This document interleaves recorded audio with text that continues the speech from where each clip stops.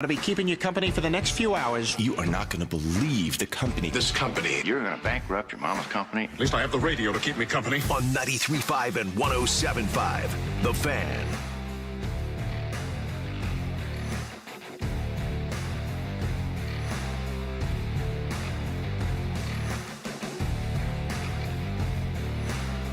Here's a news flash for you, Jimmy Cook, and a news flash for you, Eddie Garrison. And a news flash for people that are listening, even though both of the two of you, as well as people listening, are probably aware of these two facts. You ready? Lay it on us. It's a hump day. I woke up, Eddie, convinced today was Thursday. Like I had psyched myself up so much for the fact that yesterday we got off to a one day ahead of where we thought we were start that I convinced myself that today was Thursday. And you have no idea the buzzkill that I had when I realized that it is, in fact, still Hump Day Wednesday. It's the undercut of what a holiday week is supposed to be, even though we're in the twilight of the holiday season.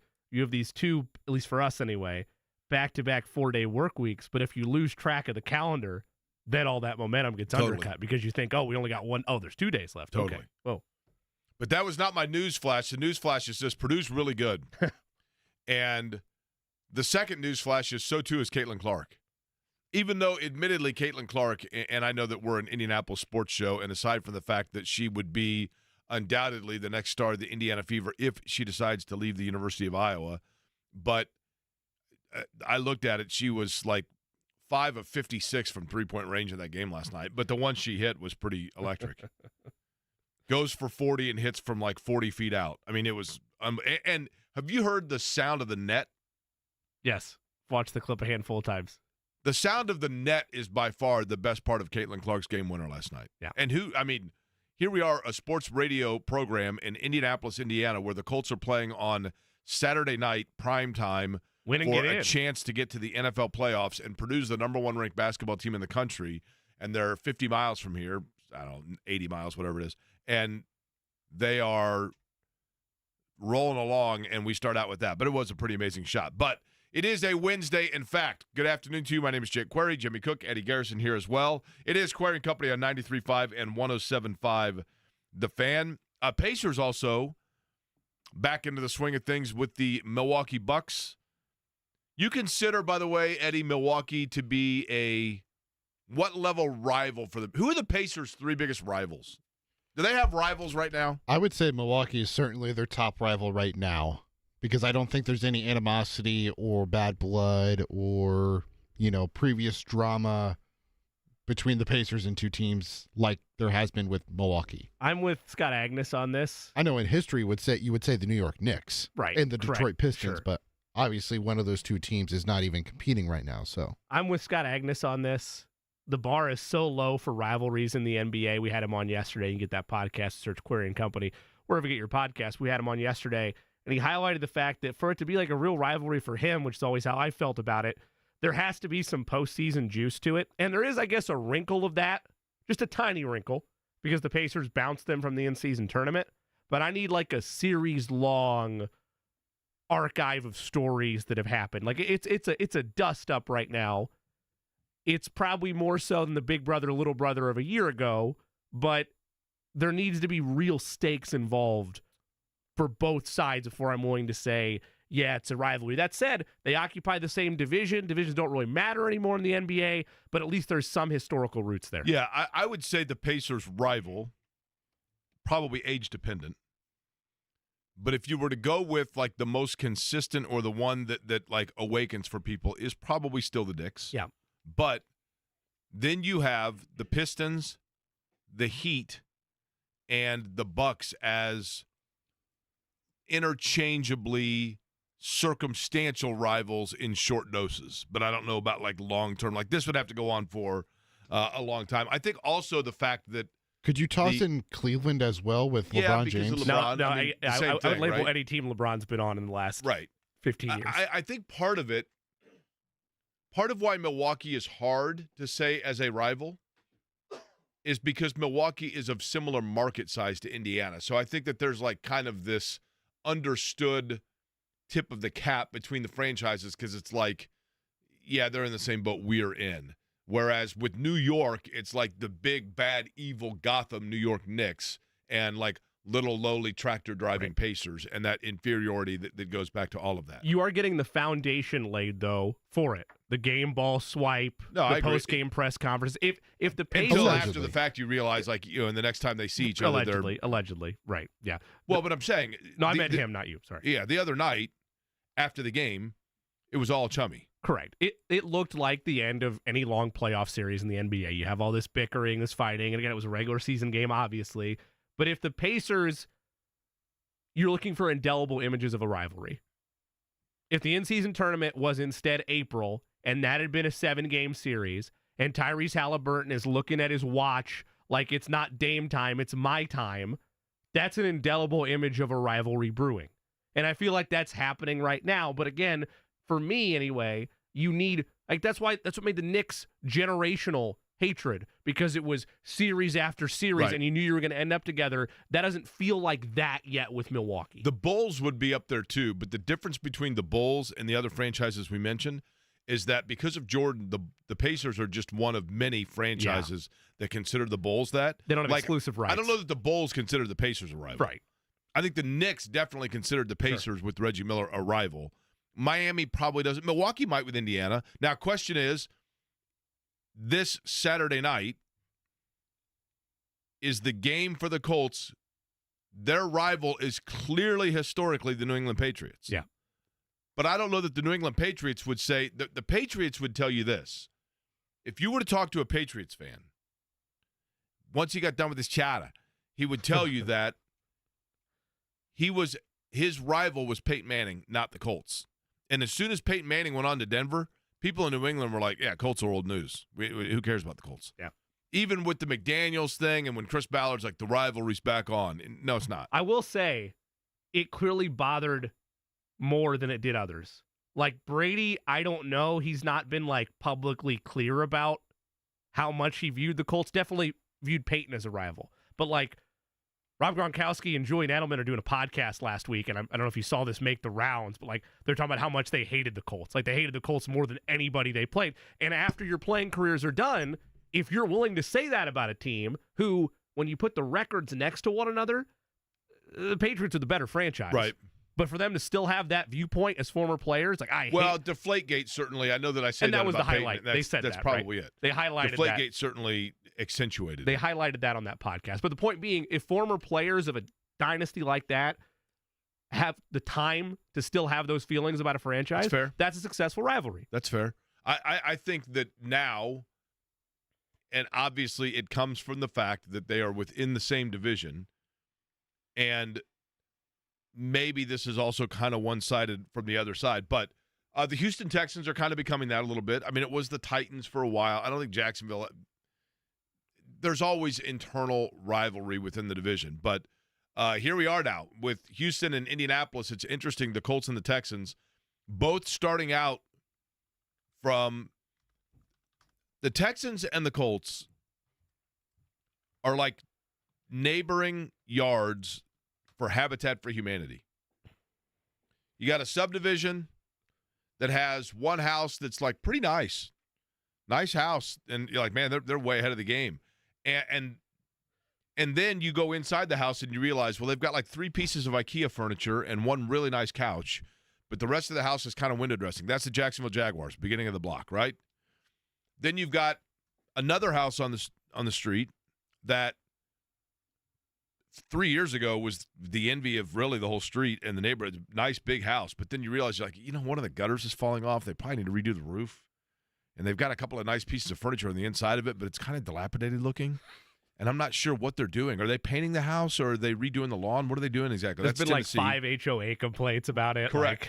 Correct, right? And people are like, yeah, but the guy that runs the house, like some people really like him and other people think he's terrible. And then you have the 2 houses in the middle, the 2 lots in the middle that were empty lots that hired Habitat for Humanity, and they were doing a total rebuild.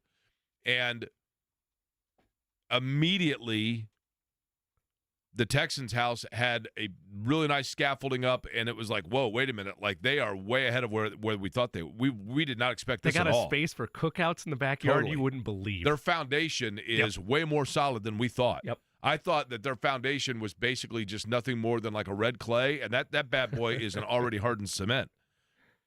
And the Colts then got out to like kind of the shaky start, but then you realize you're like, you know what?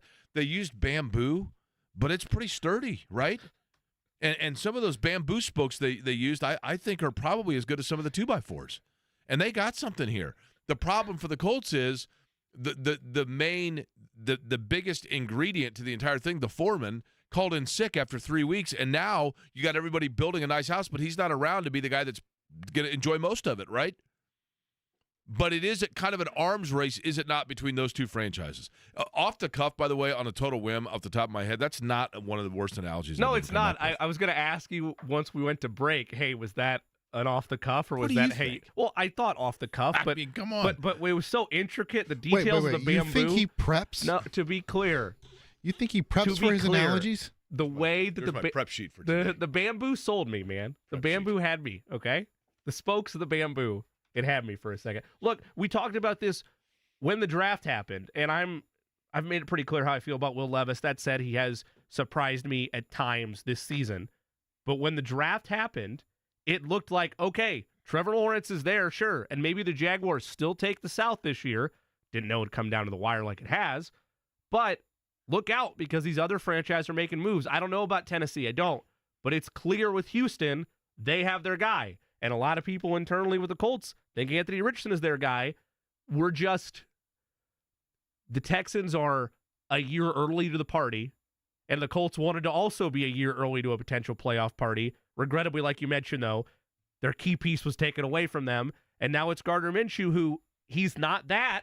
He's not the level of Stroud. He's not the level of Richardson, but he's been good enough to where they have a fair shot going into this. Like, this does not feel like, whether you ask a Colts fan, a Texans fan, or someone that makes the betting lines, this does not feel like, yeah, hey, good night, Houston's going to the playoffs. Why are you even playing this game? See, and a lot of that's Shane Steichen. Concern is the wrong word, Jimmy. My fascination is a better word. My fascination with the Colts is this, and I know that I've preached this. Preached is maybe the wrong word. I know that I've mentioned this several times. In September, October, realistically, I think if you put truth serum in Jim Irsay, Chris Ballard, realistically, this is what they would say. We are a franchise that had a franchise quarterback in Peyton Manning. We transitioned to a franchise quarterback in Andrew Luck. And then we knew that we were in situations where we didn't have a franchise quarterback waiting in the wings, so we kind of did Band-Aid year to year. And we went with Phillip Rivers. And we went with Jacoby Brissett. And we went with Matt Ryan. And we went with Carson Wentz. We thought maybe Carson Wentz was going to be a long-term guy, but we learned very quickly from our owner that that was not going to be the case, and he didn't want him here. So we finally found a franchise quarterback in Anthony Richardson. And this was the guy that we were building around. This was the guy that everything was going to be designed for Anthony Richardson's liking. It was kind of like when you're getting married and you are planning a wedding, everything goes through the bride. And Anthony Richardson was the bride. We really like this color of ink. It doesn't matter. The bride prefers blue. Well, we really like these flowers, and we think they look nice, and we got a good deal. It doesn't matter. The bride's allergic to those. We have to go with this kind of flower because that's best for the bride. Right? That's the way it works. And so with all of that, with every move that was made, seemingly, it was made for and in mind with what Anthony Richardson would most want and most benefit from. And then he got hurt. So when that happened, Gardner Minshew comes in. Now, if you were to ask the Colts brass at the time that Gardner Minshew came in, I'm sure their thought process was, yeah, we want to win some games for sure. But Gardner Minshew is a veteran guy that is going to be able to sustain for us and keep us competitive, and that's cool. But we have to assess everybody around to make sure that they are all players that are growing and being cultivated properly for when Anthony Richardson is ready to go. So the question is, does Gardner Minshew play a style or demand a style or require a style that actually differs from the style in which the supporting pieces are going to have to play once Anthony Richardson is the starting quarterback. And if that is the case, and I don't know that it is, but if it is the case, did they reach a point in the season where they said, you know what, we are competitive this year with a chance at the playoffs for this year, so we're going to continue to ride to now facilitate what is the best in style towards Gardner Minshew, as opposed to continuing on our trajectory of building and planting and cultivating what's best in style for the eventual takeover of Anthony Richardson. If the bridesmaid had to fill in for the rehearsals, then all of a sudden did you have to replace the flowers with those that the bridesmaid actually is better suited towards with allergies than that of the bride? I don't know the answer to that, but it's the thing that fascinates me for next year about the Colts. Well, I feel like I've been pretty clear on this, and I think you both agree with me. Even if we disagree with how many of the pass catchers on this team are here next year, a new one of some variety should be brought in, whether it's in free agency, whether it's to the draft. And I know this is conversation for 2 weeks from now and beyond versus this week where they still have an opportunity to actually get in. But that's the biggest change. If Anthony Richardson says, or even if he doesn't, even if Anthony Richardson says, hey, this is your decision, you guys, I'm a player, you guys are the personnel managers, you handle that. I just want to be surrounded by the best talent that I can.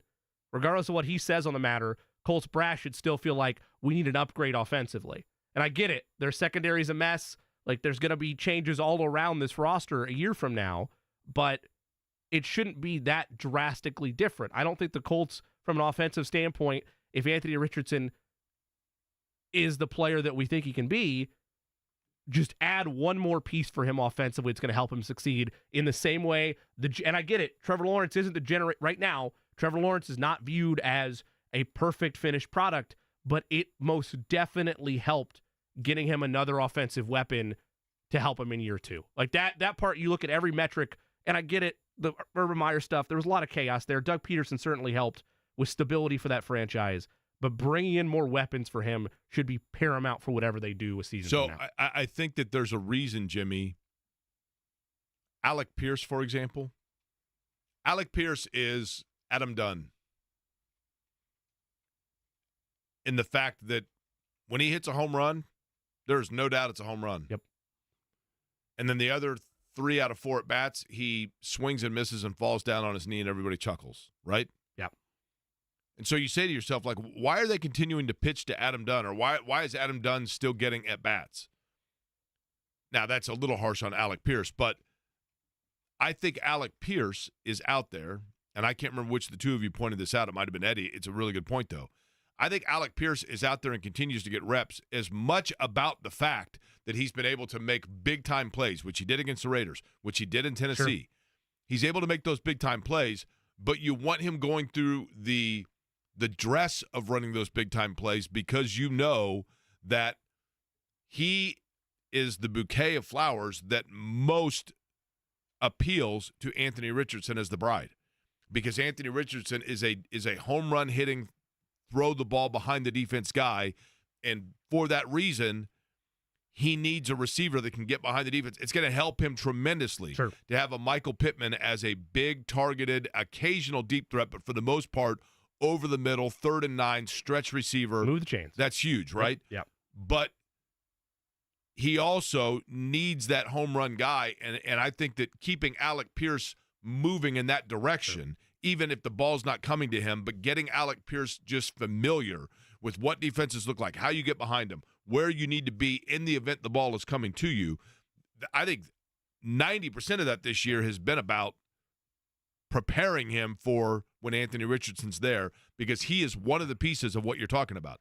Josh Downs, certainly at the beginning of the year, started out like a guy, no doubt about it, that can kind of do both, but is more like your safety net underneath receiver. Tapered off a little bit there, but clearly you've got somebody in him. You've got something in him. No question about the fact that if you look at prolific, big-time playmaking receivers,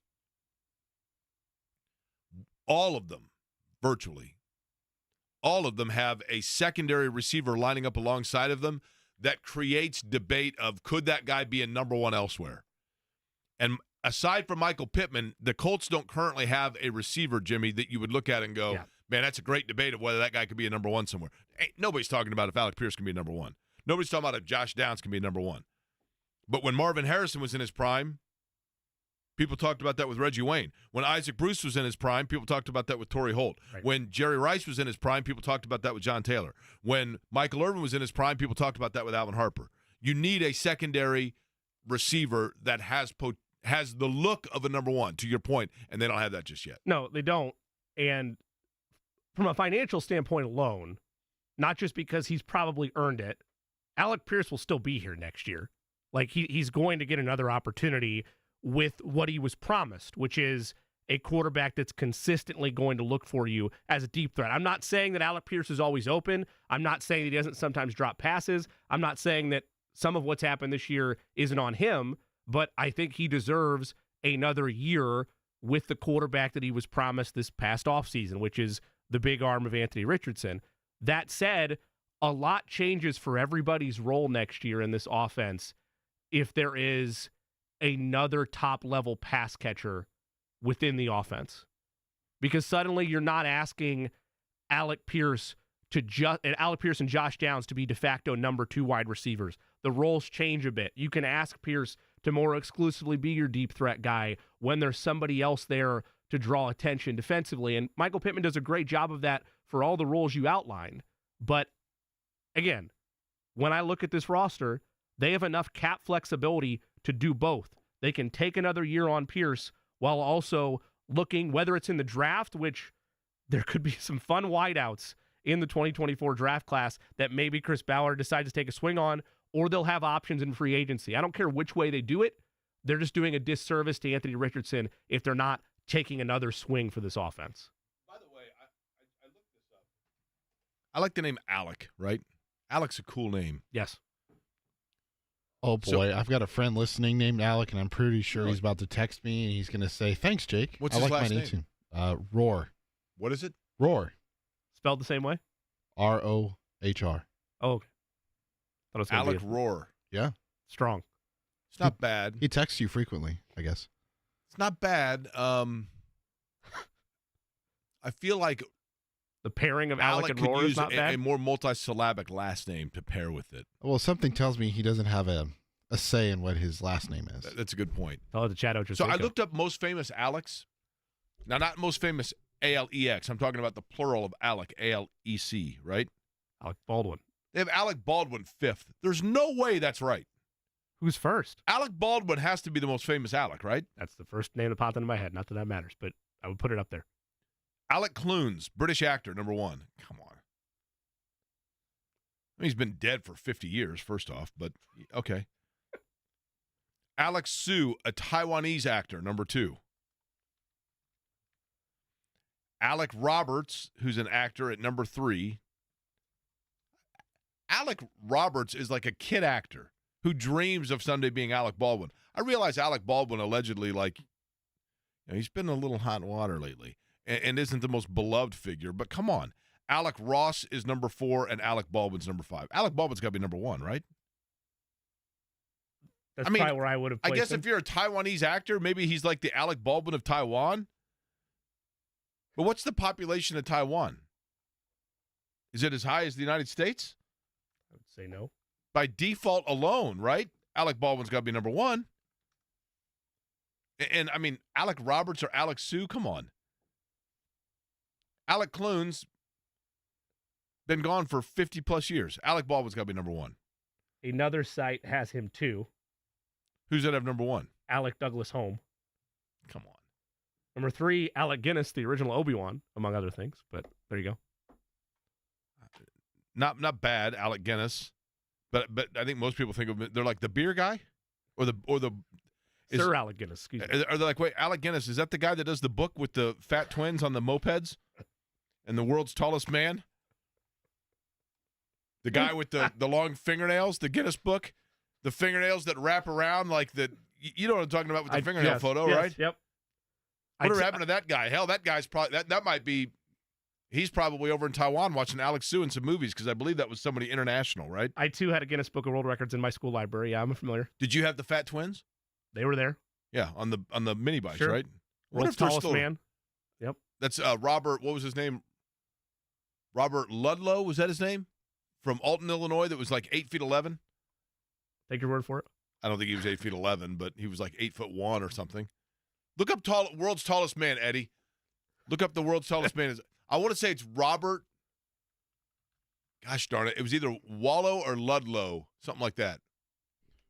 And he was from Alton, Illinois, I'm pretty sure. What'd you find, Eddie? Robert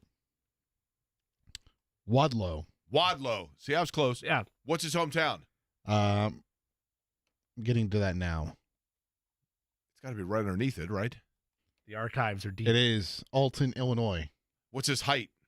He is 8'11". I'll give you 99% on that. Do you guys ever just thank yourself that you have access to this sort of walking Wikipedia? I mean, do you ever say to yourself that is like Alec Pierce aspires to someday be Alec Sue, right? Do you guys ever say to yourself, like, I aspire to have that kind of absolute, incredible, worthless knowledge stored within that medulla oblongata? That seriously, do you know how much I just impressed myself? I think a great deal. Genuinely, I think you're going to think about that on the drive home. So are you going to go home and tell Shannon about this moment? Is that what you're going to do? Or are you going to tell Boo? Well, yeah, I don't think that Shannon listens anymore. So nothing against you guys. But when I did the morning show, she wasn't working yet. So she'd get up and like while she was she'd say like, I heard you talking about this or that. Now she's working during the course of the day. So I'll say, oh, did you hear such and such? No, I didn't just hear about time stamp it on the YouTube, send it to Jake. We'll get it chopped up, and he can. Boo is already well aware of it, Eddie, because what do you think I do when I'm at home with the cat? I just sit around and read off Guinness Book of World Records to him. You know what I mean? I'm like, Boo, do you actually know the size of the world's largest cat? Do you know the world's oldest cat just died at the age of 22? You know, the world's oldest chicken died the other day. Oh, my gosh. Did he really? R.I.P. Peanut, 21. Man. Peanut? Yep. That's the headline. World's oldest chicken, Peanut, dies age 21. Interestingly enough, that's actually the dish now, right? On the show today, by the way, coming up 1 o'clock, Eric Edholm is going to join us. We'll get his latest on the NFL Power Rankings, where he has the Colts, and just overall his thoughts on where the Colts stand, things heading into the postseason. I do think they're going to get in, but we'll talk about that. Jordan Cornette going to join us at 2 o'clock today. Talk a little college basketball, including last night, which we'll get into next, and that is what Purdue did right and if there's any area of concern for the Boilermakers. Hard to say when you've only got one loss and you're ranked number one, but there is one thing that if you were going to nitpick, which I'll do next, that you would try to tweak about the Boilers. We'll get into that conversation. It's Query and Company here on a Wednesday that I thought was a Thursday, 93.5, 107.5 The Fan. Hey, this is Lisa Stofan. Heard the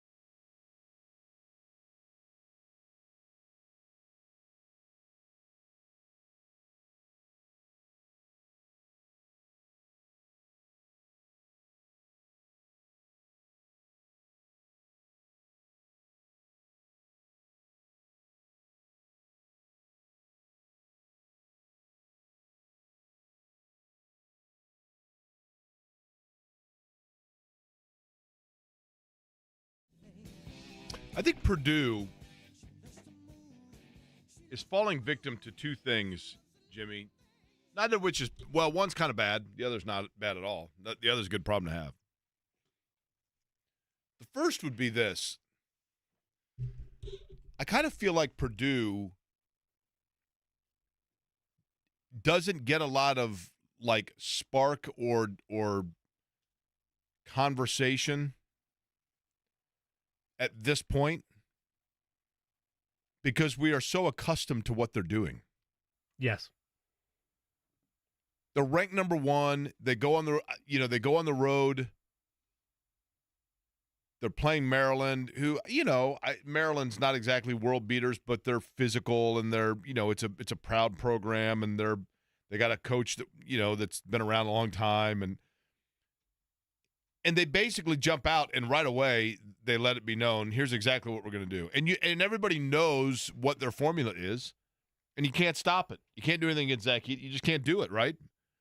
And so then we start to kind of nitpick because we're just used to the success they have and getting out to huge starts and having dominant pre-conference schedules and records and then getting ranked number 1 and staying up towards the top and being probably a number 1 seed in the tournament, knock on wood, so that everybody stays healthy. Now, the downside to that, the drawback, the detriment, if you will, is that there also, the other side of that would be not only from the general public, but also from Purdue fans specifically. And that is, look, I've seen this movie before. I've seen it. And I don't like the way it ends. So talk to me wake me up on St. Patrick's Day. Which, by the way, is on a Sunday this year. Did you know that? Really? So if St. Patrick's Day is on a Sunday, do you still do the festivities on Sunday, or does everything get pushed to Monday? I think a lot of it gets pushed to You think so? Saturday, right? Or Saturday, yeah. But the parade to be. It turns into like when Halloween's on a weekday, right? You have it the most closest weekend to it without passing it. That's probably true, yeah. But at any rate, I think there are a lot of Purdue fans that are like, hey, I've just got like a PTSD from, and I don't need to list off all the teams, And I think the college basketball world maybe thinks that. Yeah, this is great, but are they going to do it again? Are they going to flame out again? I don't think they're going to. But so when they're doing and humming along and winning games at this point, that's what you say to yourself is like, okay, I mean, great. But let's find things that are of concern, if you will. One of them would be, and I don't know that this is a huge concern because you win by 14 on the road. Zach Edey leads you, double-double again, gets 23. But the one area that was their bugaboo in the tournament, and they weren't terrible last night, 9 of 20 from three-point range. I mean, it's survivable. But Lance Jones, who's one of the guys that you brought in hopes to kind of alleviate, pull things away from, add a little bit of relief, if you will, for Fletcher Lawyer and Braden Smith on nights when things aren't going their way, or like on nights when Fairleigh Dickinson decides, you know what, we're just going to pack out there and let Edey get his 35, and we're going to make your guards beat us with outside shooting. You can't have a guy like Lance Jones last night who was brought in to kind of help that out and go 3 for 10 from three-point range. Now, that's me finding a thing to nitpick about, but, Jimmy, is that a valid concern? Not as much as it was a year ago when multiple people, myself included, were looking at their roster, looking at what they were doing at times during losses and realizing this team cannot beat you from beyond the arc. They don't have the confidence to do it. If you double and triple team Zach Edey, eventually it's going to bite them. Now, I didn't think it was going to happen in the first round. I thought it would happen at some point along the journey to what they hope would be a Final Four national championship season. It happened in round 1. It's been well documented. We understand that. This year, they've gotten light years better across the board, whether it's what Trey Kaufman-Renn's been able to do, whether it's Braden Smith, whether it's Fletcher Lawyer, the list goes on, of players that are able to take pressure off of Zach Edey. It is a valid concern because all you have to dissect this year in the very young season is one loss on the road against Northwestern, and they've lost there now for 2 straight seasons, largely because Boo Booey exists and largely because they had the same issues that plagued them in the tournament pop up in Northwestern. They went 5 of 19 from beyond the arc. That's 26% for those of you keeping score at home. And they let Northwestern shoot 50% from beyond the arc. They hit 10 threes. They lost in overtime. Like, that's what it took to beat them. Did you have written down that was 26%, or did you compute that in your head that quickly? He's looking at a box score. All off the cuff. Looking at a box score. Much like you with the bamboo, sure? it was all up here. Oh, I guarantee you, he's looking at a box score. You know, give me a number off the top of your head, Eddie. 4. Give me a bigger number than 4. 17. 17. Give me a number smaller than 17 off the top of your head, Eddie. Or Jimmy. 34. Oh, smaller than 17. Smaller. 5. Oh, my 5. word. I thought you said larger. My bad. Sorry. 5. So 5 of 17 would be what percent? That's my question for you. 5 of 17 would be what percentage? Well, that's less than a third, so you're looking at below 33. I'm gonna go- So that's about 28%. I think that's right. I would go with, let's see, a third would be 50. You said 5, right? Yeah. It's going to be 29. You are correct. Yeah. 29.4. Again. Did you see any mathematics going on? By the way, my buddy Paul the Mailman, who Oh, is the to the man of box the score. people. Paul the Mailman knows because he's the master of Is this director Fletcher of Place. giddiness, Paul the Mailman? Believe it or not, I know 2 mailmen, both named Paul. I didn't know which one you were talking about. Director here, of giddiness, and then also Paul the Mailman, who is the man of the people of Fletcher Place, lets me know that the St. Patrick's Day Parade is Friday, March 15th. All right. Playing the weekend, though. How about that? Well, the kids got to skip school, right? Oh, yeah. You know that I was once, when I worked here, I was in the St. Patrick's Day Parade. Not in it, but like we marched along, like handing out stuff to kids. And I guess I can say this now. I don't think it's going to get anybody in trouble because there was no malintent. Denny Smith, who, of course, you hear on WIBC, great dude. Denny Smith's one of the greatest guys on the planet. Denny had bought a bunch of chocolates. I think he was like maybe invested in a chocolate company that was like good for the environment or good for wildlife. And they were little chocolate squares. Sure. Just like Ghirardelli chocolate squares. Except for that they were coined. They were chocolate coins. And they came in little Gold square wrapping. packages. Oh, square pack. Okay. All right. And he's like, hey, I've got candy you can hand out to the kids. Perfect. Except for that it's predominantly Catholic school kids in the St. Patrick's Day Parade, and then suddenly somebody asks why we're handing out prophylactics. And I have to admit, it looked exactly like a package of prophylactics, and it was quite the PR nightmare. People were very angry at me. Well, not only that, you're a grown adult giving candy to kids. In the context, that was important. Eddie, there's an entire holiday built around that. Are you kidding me? That's true. 8 months and 2 weeks after that, kids knock at the door for exactly that. Yeah. Good point. There was a quote that if I'm reading, because we saw the game, but additionally, Purdue sends out their game notes. They send out the post-game comments, and I believe this quote is from last night. If not, it is in the past year. It's from Zach Edey. It's reference to them losing to Fairleigh Dickinson a year ago, but the fact that he's not surprised by what they've done so far this season. Quote, the way the season ended, I think a lot of people counted us out. We were a number 1 seed. We were one of the best teams in the country for a bunch of weeks and returned everybody.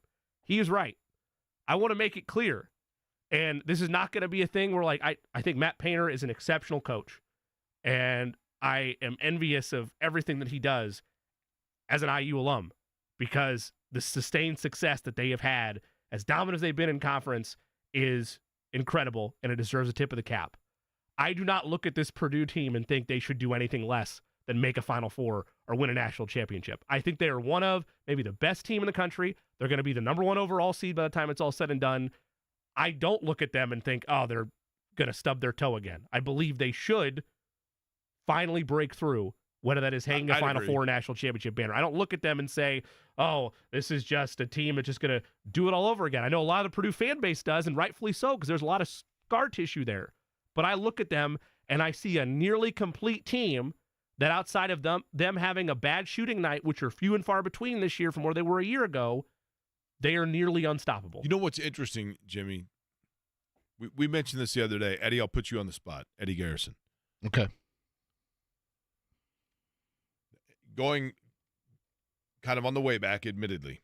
When you think about most famous college basketball teams in terms of like the roster and like names of a roster and the most, I don't mean like, the UCLA team with Kareem. I mean like in terms of like a name, like Phi Slamma Jamma. Like what's the most famous of the last 30 years?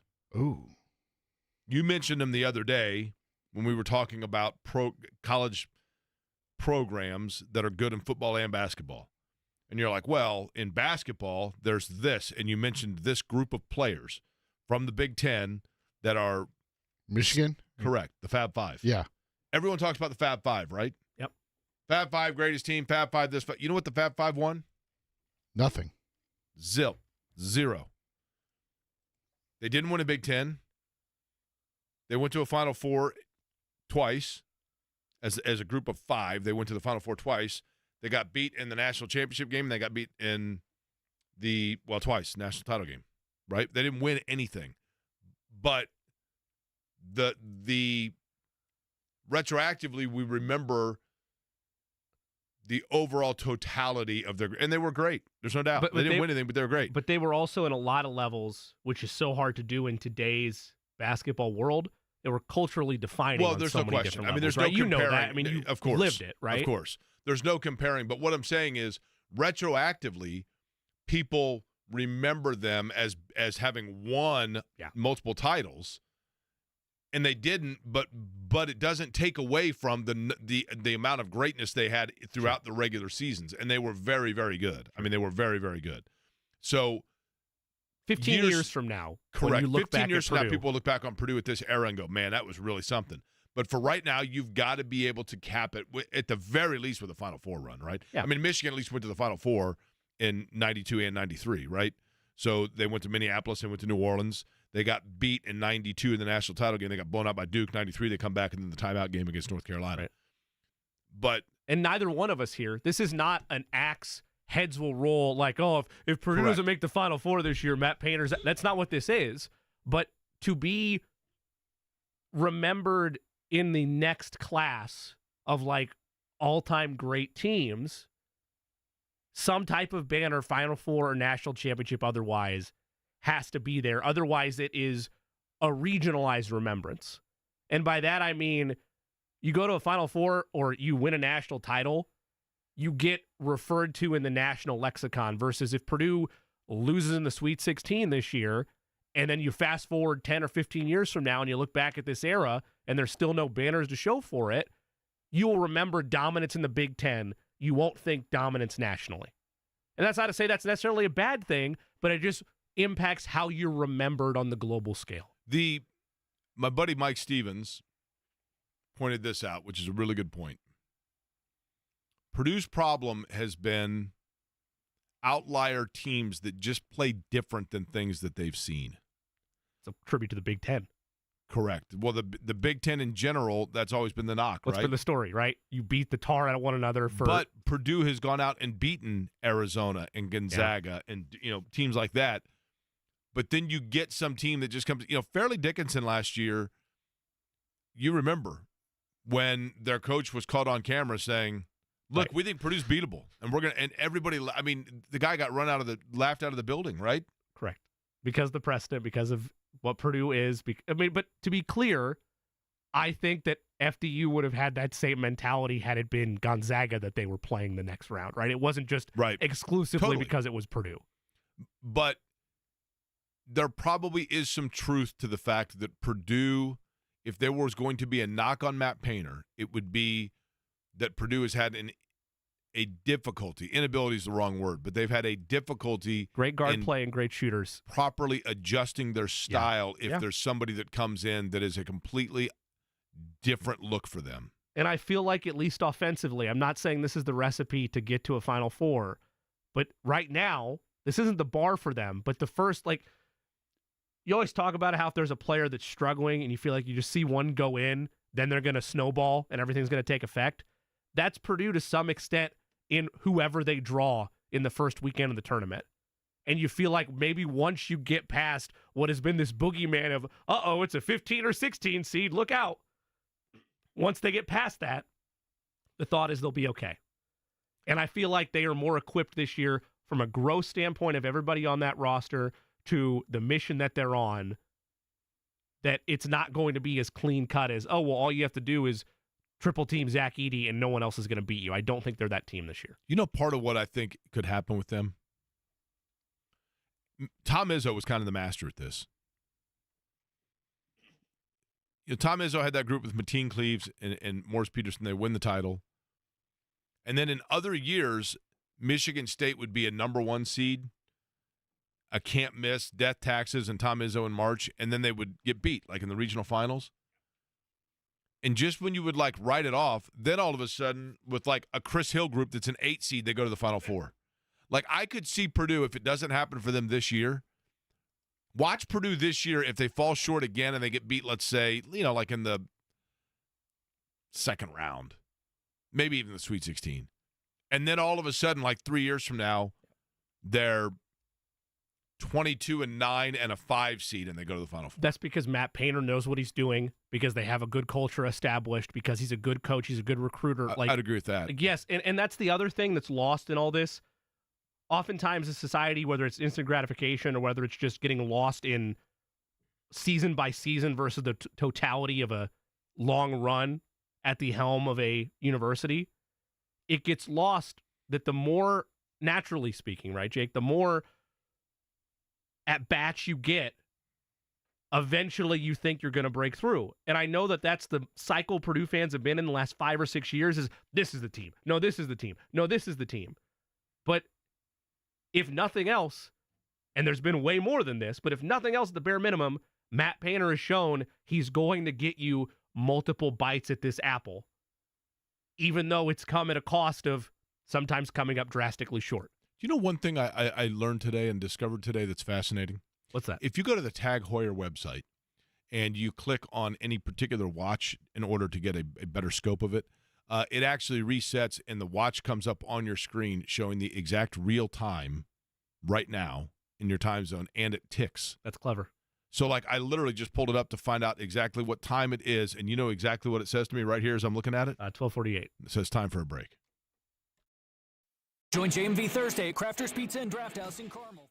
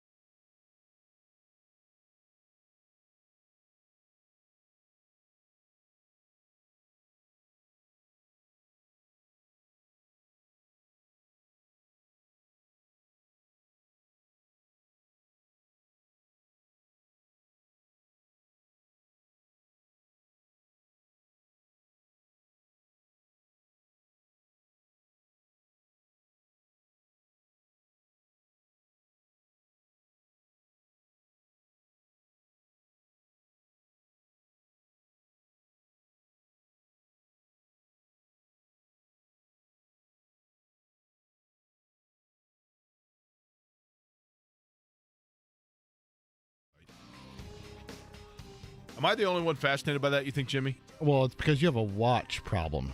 I do. I'm not a huge fan of Tag Heuer's, but they have an Indy 500 watch, but I don't like the design of the most recent one. I want to get one eventually. I feel like I probably should have one. But An Indy 500 one. Like they do it every year? Correct. Well, I don't know if they do it every year, but they have, for several years they had an Indy 500 one that said Formula One. It said Formula One, and then it had the IMS, which technically, for a long time, the Indianapolis 500 was a Formula One scoring race. So, to be technical. But I showed you. It's pretty cool, right? Like, yes. You click on any watch design, it comes up, and then it resets to the actual legitimate. You know what? I should actually – this is an easier way to tell the time than it is to look at this clock in the studio. Quite frankly. This is actually easier. I'll just use Mr. Query, we had HR look at some things. When you're on the air, why are you looking at a watch website the entire time? Well, it's an easy clock, right? Well, you've heard of John's sports arousals. Jake gets watch arousals. I mean, look, this is more a web design arousal, I suppose, because it's exquisite. Like, Tag Heuer, the amount of detail they have on the website to the watches and it running in real time is impressive. I'll tip the cap. Now, would I have ever thought of that without you? No, not a chance. Eddie, just so you know, this year was the first holiday season. Were you going to get a watch for Christmas? I did not ask for nor receive cologne, nor purchase. Wow. Usually when I'm Christmas shopping, I buy myself a bottle of cologne.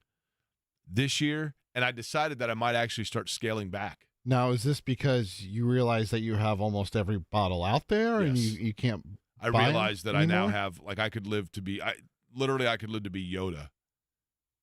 And, like, smell good I would, but I would run out of time, right?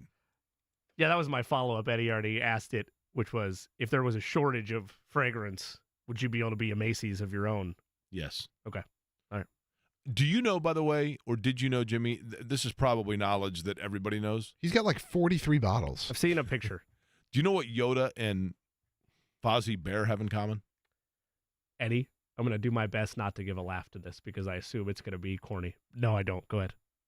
Honestly. This is real. This is not a joke. This is a real fact. This is for real. Okay, I didn't know if this was like common knowledge Lay it on me. In the Star Wars world. Eddie, do you know? Nope. Okay, I'm going to go one step further with it. Ernie, from Bert and Ernie. Familiar with their work. Ernie, Fozzie Bear, Yoda. What do they have in common? Are they all played by the same person? Voiced? All voiced by Frank Oz. That's correct. How about that? All voiced by the same guy. Even though Fozzie Bear is the greatest, I refuse to accept that Fozzie Bear is a fictional character. I would love Fozzie Bear as a roommate. I think Fozzie Bear is the coolest character of all time. Yoda's cool, but he's no Fozzie, man. All right, Fozzie wears a tie and a hat. He's awesome. All right, Eddie, so put Fozzie Bear cameo on the future birthday list for Jake Query. That exists somewhere. That would be the greatest thing ever. That would be the greatest thing ever. Eric Edholm is next. The Ride with JMV.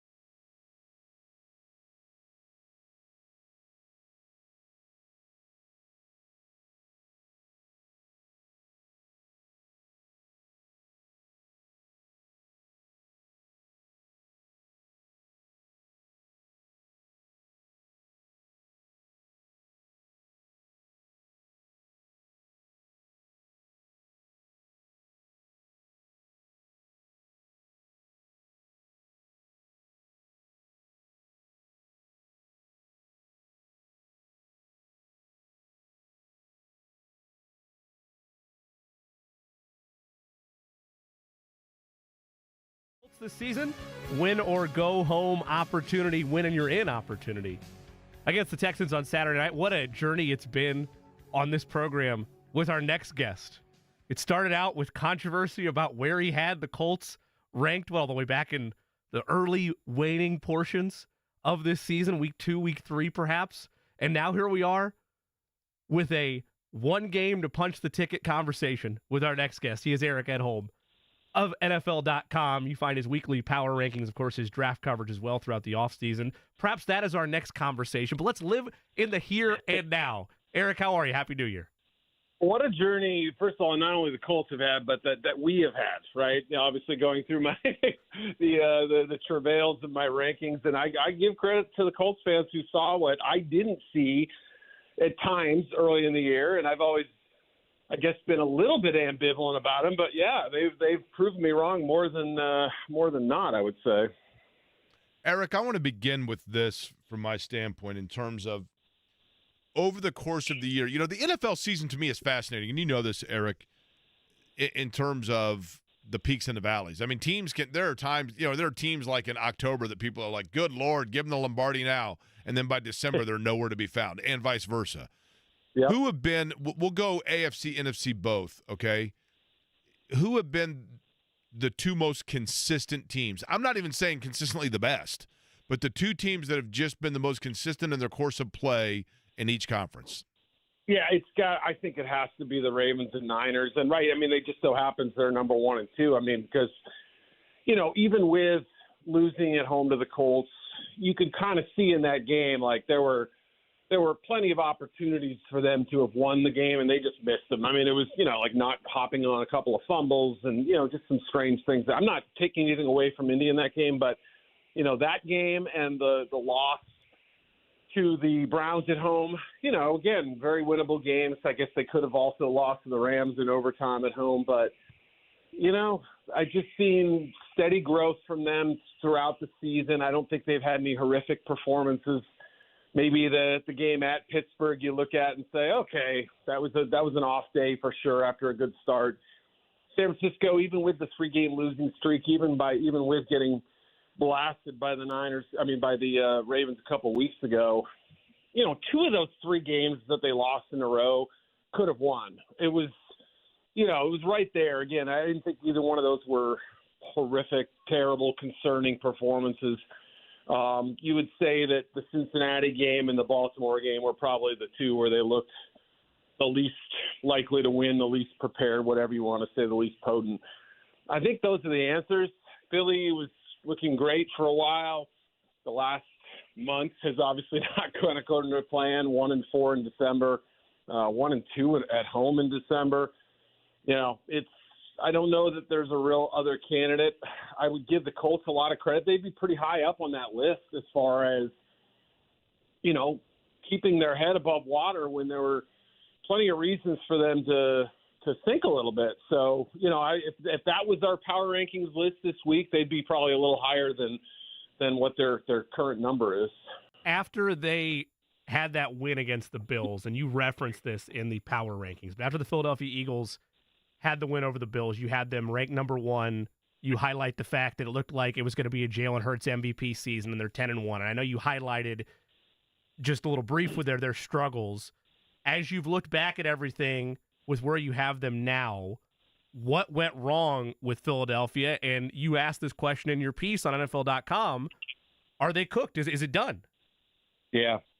I mean, I think you can clearly look at an offense scoring points inconsistently the last 4 or 5 games. Now, I know they put up 30-something on the Giants. They obviously put 37 in overtime against the Bills, but not being able to finish drives. And then look what some good backs have done to them recently, especially James Conner on Sunday. But that run defense was sort of held up as the saving grace of the defense for a long time this season. Well, at least we have that, right? The secondary was a little bit of a mess. We'd love the pass rush to be a little bit more potent, more like it was last year when they had 70 sacks, 72, whatever the number was. But, yeah, I mean, it just hasn't been the same. And that run defense has really kind of deteriorated the last 3-4 games. So, they don't have much to hang their hats on defensively right now. And with all that talent, even with some not playing, I mean, the corners haven't held up the way you'd expect. Two veterans in Slay and Bradbury. Safety's been kind of a whirlwind. Linebacker, they've had to go off the street and bring back guys that, that they'd either moved on from or other, were street free agents at that point just to fill holes, So it's been a little bit bizarre, for a team that good. We saw it obviously with the Bills, firing their offensive coordinator, but the Eagles, demoting Sean Desai and bringing Matt Patricia into that role, I mean, that felt like a pretty desperate move. Even if the first game, it looked like the right move, at least for the first 58 minutes. So when you start seeing teams make those kind of moves, it's obviously going to go one way or the other. With the Bills, they've thrived. With the Eagles, they have not. Eric, when you look at the postseason, and I think people around here with the Colts and some of the high-flying offenses that they've seen with the Colts over the years, and then go in and kind of get clamped down in bad weather in New England. There's so many factors that come into play, but I think defenses change a little bit or get tighter in the postseason. The style of play maybe alters based on the weather. Which team amongst the elites is the most susceptible to falling victim to something like that? Because offensively, as good as they've been, they are the least flexible. Yeah, I mean, I look at a team like the Dolphins. I mean, it's obviously, they're in a position where they have to win to secure the division, and that's going to be a big one. I mean, as I wrote for them this week, it's hard to imagine them going back to Baltimore in a few weeks and just saying, okay, we'll put 56 to whatever behind us, and we're just going to roll in different game, that didn't look like a close matchup. That didn't look like the kind of thing where, okay, if they played 10 times, Miami could win 4 of them. No, I didn't think that at all. I mean, after the first, 18, 20 minutes of the game anyway. So, yeah, it just they concern me. Obviously, the volatility coming into this game, they'll know a little more by the time we get to Sunday night. But, I don't know if they're a paper tiger or if they're somehow saving up their best for postseason. I would probably lean towards the former. In big situations outside of that Dallas game, they've more often than not come up small. So they're a team that obviously the schedule's really lined up well for them as far as who they play and when. And all AFC teams have the added bonus of the home game this year, but yeah, I don't know. I don't see them surviving a pretty deep and dangerous field, especially with potential wild cards like Buffalo and Cleveland that, you could make a case for them being able to get to the Super Bowl. Eric Edholm is our guest. Eric, your opinion this Saturday evening, primetime game, Colts-Texans, winners in. C.J. Stroud, is he still a rookie quarterback? Or is he at this point experienced enough and unflappable enough that we got to put that aside? Yeah, had he not missed a couple of games, obviously we're probably treating the situation a little differently if he hadn't missed any time. But yeah, he's obviously, even though the best rookie season ever talk and all that has kind of dwindled a little bit, obviously. But he's a different dude, man, and I think he's going to come in completely focused and ready to go. I picked the Colts to win this game just because I felt like it's going to be close. It's going to, the home field I think is going to matter. Houston has some other warts they're worried about. They're not a complete team either. Colts have, not every game, but have taken care of business at times at home. So I think they're going to be in a good position if Jonathan Taylor's healthy and ready to go. But yeah, Stroud's no ordinary rookie, and like you said, by this point, it's just a designation. It's just a matter of record because I think he is a pretty precocious young guy who doesn't rattle in the face of pressure. We saw it against Georgia in the playoff game last year, and we've seen it for the most part. Outside of a couple of games, I wouldn't say he's looked out of place at all. So it's a tough matchup, no doubt about it. When you say that you favor Indianapolis, is that based on venue? Venue's part of it, for sure. I mean, it's going to take a lot for Houston to have I think, a complete 60 minutes on defense, depending on who's healthy. You know, they've got some injuries, obviously, like everybody else at this point. You know, and Stroud can bail them out of some bad situations too, but doesn't have the full firepower of that offense either. Nico's good, but, you know, they don't have their full complement of playmakers. And, again, I think if you get down to a one-game situation, I know Taylor was kind of in and out of the game last week. I mean, when he was in there, he looked good. And you ask a guy to carry the load for a night, I think he can do it and be a difference maker. So, you know, a lot of things have obviously changed since that first matchup. I don't know how much we can even really glean from it. These are two different teams than when they met last time. Eric Edholm, NFL.com, is our guest. You can find his power rankings right there throughout the entire regular season. Of course, does great work year-round, especially with his draft coverage. Eric, you mentioned the injuries on both sides. Where is the injury report more critical for either side? Is it with the Colts hopefully getting back Kenny Moore, or is it, as you mentioned, more supporting cast help potentially coming back in the trenches for Will Anderson Jr. for that Texans defensive line? Yeah, I mean, Anderson's been in and out of the lineup a little bit, and he's obviously been a huge difference maker when he's been there. But, you know, as you guys know, Kenny Moore, I mean, I don't think he's probably, you know, anyone appreciates him more than Colts fans do. But I love the guy. He's obviously just one of those players that seems to show up at the right time in the right place and make those clutch plays. And, you know, was it I guess it was the Panthers game, he kind of took over a little bit. So, yeah, I mean, I think he's you know, he may not be quite the household name, but to that defense and what they ask for, yeah, he's big. You got to have him out there, I think. So, you know, it's easy to look at some of the star power players and say, well, yeah, you got to have him healthy. But sometimes those little, you know, differences in the depth chart can make a huge impact on a game. So, yeah, I mean, formationally with what the Texans do, you know, they'll throw a lot at you. Bobby Slowick's done a really good job. Having that reliable inside-outside guy is crucial. Eric, let me ask you a question that I've asked a couple people in the last week, and I'll admit it sounds like a digging for negativity. It's not that at all. I'm genuinely curious of this, though. Obviously, you would take, if you're the Colts, the situation that they're in. It's been a great year. You know, based on what the expectation was going in, nobody would have guessed when Anthony Richardson went down and Gardner Minshew, you know, that here you are.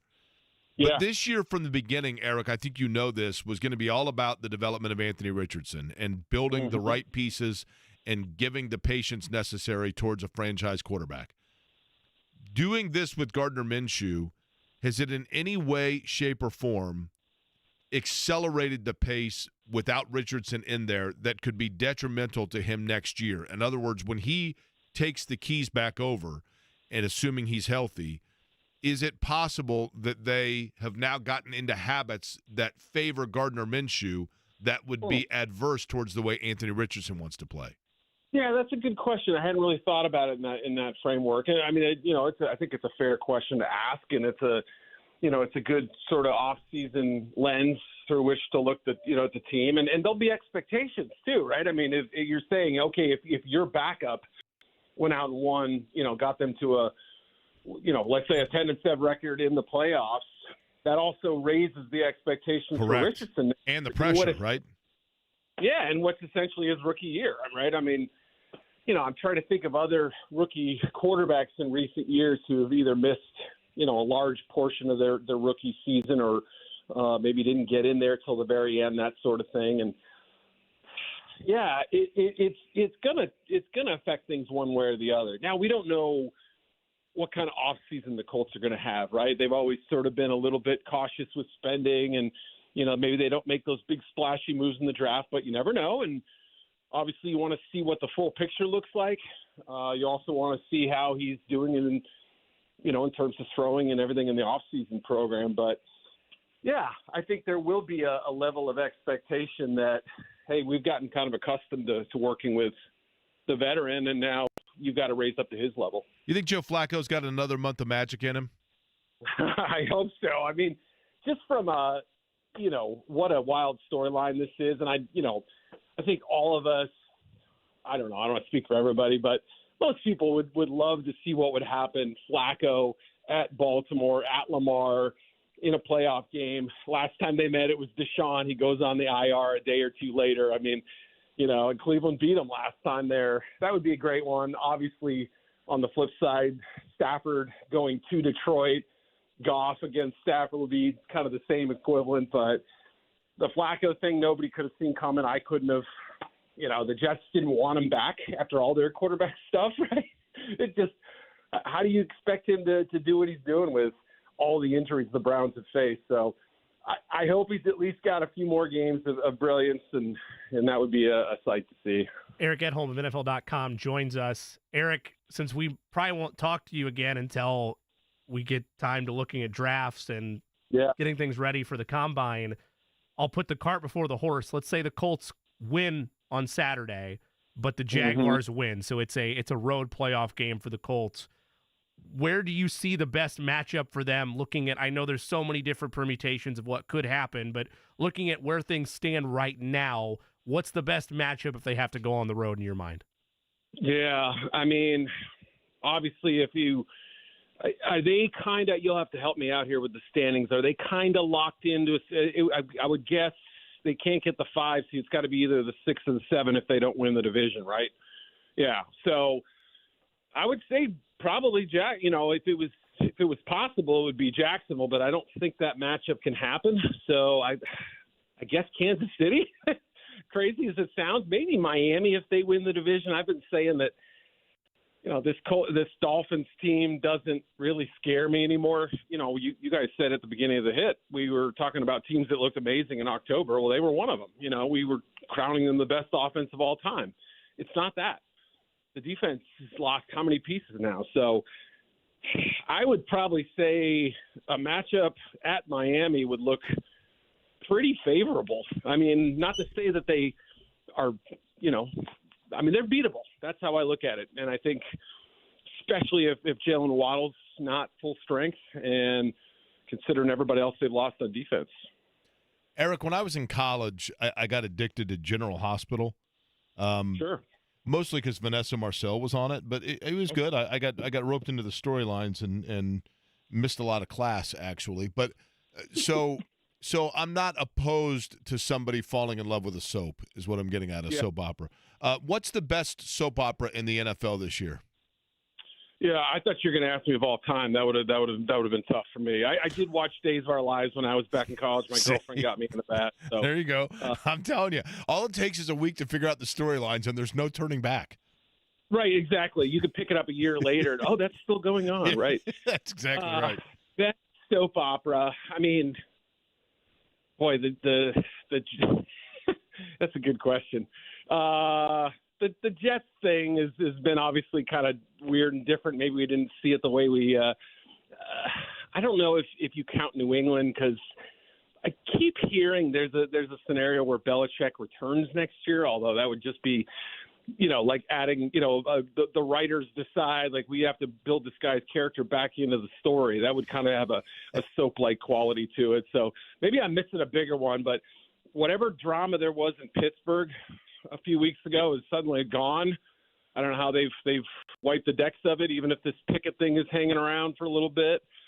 That's a pretty good one too. I mean, the Steelers have been very close to playing on the third rail all season, so that's a good candidate too. I feel like Washington and Carolina are soap operas, but they're on like the UPN network, and so like people aren't necessarily aware of it, but it's going on, right? They've been canceled, right? Yeah, you wish, they would have gotten a second season and all that. But, I mean, they're like, to bring it back to my days, when I was watching that show, it was always followed by Passions, which may be the worst television show of all time. I'm not sure, but it was bad. That's kind of what I think. It's like watching, a pretty good team with some drama early and then having a really bad team with drama after that. And you think, I'll go do something else. I guess Washington would be Capital. That was a soap opera that had a brief moment when I was a kid as well that I don't think was very good. But okay. All right, Eric, your power rankings are out. They are available at NFL.com. I will not spoil it for Colts fans so that we encourage them to go and look at it, but I will tell them that I think Colts fans will be pleasantly surprised with the respect that you have given them this week within the rankings that you have. And, of course, we will see what happens here in the final regular season game with the Houston Texans. We appreciate the time as always, and go back to Days of Our Lives. I got them all recorded on DVR. Thank you, fellas. I like that. Thanks, Eric. You know the show that I've got, I've told you before, the show that I have completely full on my DVR. I've forgotten it. Hoarders. That's right. Yeah, I've got never watched it, but I have all of them recorded. Did you ever watch soap Very operas? fitting, and thank you for not laughing at that. Excuse me? He's hoarding hoarders. That was good. You got on me about that earlier. I know. I'm glad you didn't laugh at that. That was bad. You're welcome. I don't know. I don't know why he needed to laugh at it. It's just a fact. Did you watch soap operas when you were a kid? Not really, no. I mean, Days of Our Lives, like, yeah, sure. Like, I've seen an episode, but I'm good. My mom used to watch Young and the Restless and Bold and the Beautiful. Bold and the Beautiful. That was which network? Do you know? Nope. I'm telling you, General Hospital, man. I like that Robin also. Like Vanessa Marcel was hot, but then Robin was really cute. Robin Quartermain was her last name on there. She was a cute girl. Do you want to know the only thing that I took away in terms of childhood from soap operas? This happened to a lot of people, especially like mid-2000 when you're buying a television and you're watching just a normal movie you've probably seen 50 times, but you're looking at it, it's like, this looks really like too real. Why does it look this way? And then you'd find out your TV had turned on what's called soap opera effect, and it makes the shots look more like that clear, direct. Like, really? Yes. That's the biggest takeaway. I know that usually once a year during Colts games, there will be people. You'll see a bunch of people that will be tweeting, and they're like, "Why is this game in Spanish? Like, what's going on with the network?" And it's like you toggled something on your TV and didn't realize it. There really is an option on your TV. Yeah, I don't know how it's labeled nowadays, but like you could be watching a movie that you've seen dozens of times, and if that setting was queued up, visually it would look different because of just the way they actually shoot film. It takes away one of the barriers of. Well, that's kind of fun. Immersion. That's like our conversation yesterday. Yeah. Carolina, to me, is a soap opera based on, like, what a jackass is that owner, right? Oh, yeah. Gets fined $300,000 for throwing a drink at Jacksonville fans after an interception in their game on Sunday. I have no time for David Tepper. I'm good. I mean, Nick Yeoman, who's a buddy of mine, is a diehard Panthers fan, and, I mean, he is totally over him. You know, they've gone through multiple coaches. The Bryce Young thing looks to be a disaster, especially considering can you imagine? Now, Bryce Young's not Ryan Leaf, don't get me wrong. But it is when you have the only curse that comes with having the number one overall pick and being able to have your pick of quarterbacks is have it be in a year where there's more than one option. Yeah. Because it's just and I mean, to be fair. And it's not like they were bad and got that pick, right? You gave up assets to do it, and then you botched it. Correct. They traded up to get it, yeah. Like, they would be the first overall pick this year, and instead Chicago holds that, right? Like, it's a double whammy in terms of. If you were the failure. Chicago, do you hold on to that and take Caleb Williams or Drake May, or do you stay with Justin Fields and build around him? I saw somebody suggest that they should trade it with Washington, get Washington's third overall pick and their first overall pick next season, so that being the 2025 first round pick, and then get back their second round pick that they traded for Montez Sweat. I'm not fully sold on May. Because then you would be in the position for Marvin Harrison Jr. still. Yeah. I'm not fully sold on May. About halfway through the season, I thought, yeah, definitely Caleb Williams. And then his struggles late, I would look at the highest bidder, see what's there. And if not, then I would, if you don't get an offer, I'd build around Justin Do you Fields. put any stock in this? USC, okay, we'll do this in fact or fiction mode. USC is one of the 3 most prestigious and historic college football programs in America. Fact or fiction? Fact. Yeah, I would agree. That's fact. Carson Palmer is USC's best professional quarterback. This is where we get into history, and I don't want to, like, axe off somebody from 50 years ago that I'm forgetting, but in terms of my lifetime, 30 years, like, yeah, it's Carson Palmer. I think it's fact. Yeah. I mean, you have other guys that have come around, you know, Pat Hayden, Matt Leinart, Rob Johnson. I mean, there have been guys that have come through, but for whatever reason, being a quarterback out of USC has not equated into automatic success. Now, I don't subscribe to that I don't either. That's what I was going to say. Is what does that have to do with Caleb Williams? Doesn't right? matter. Texas Tech was not known for high level like generational quarterbacks. Then Mahomes comes along, right? Like it's less about the university and more about the prospect. The difference being USC is known for high generational quarterbacks, and yet that's fair. Yeah, I mean Alabama's. I don't know if it's like the style of play that they do. I mean, it is hard to say, Jimmy, to your point, because I'm in agreement with you. Yeah. What does 1985 college football have to do with it? Nothing, right? But it's easy to fall victim to that. Yes. It's easy to fall victim and go and think about it. Now, in Caleb Williams' case, I think what you would have to look at is, okay, he had great games and great moments against Arizona.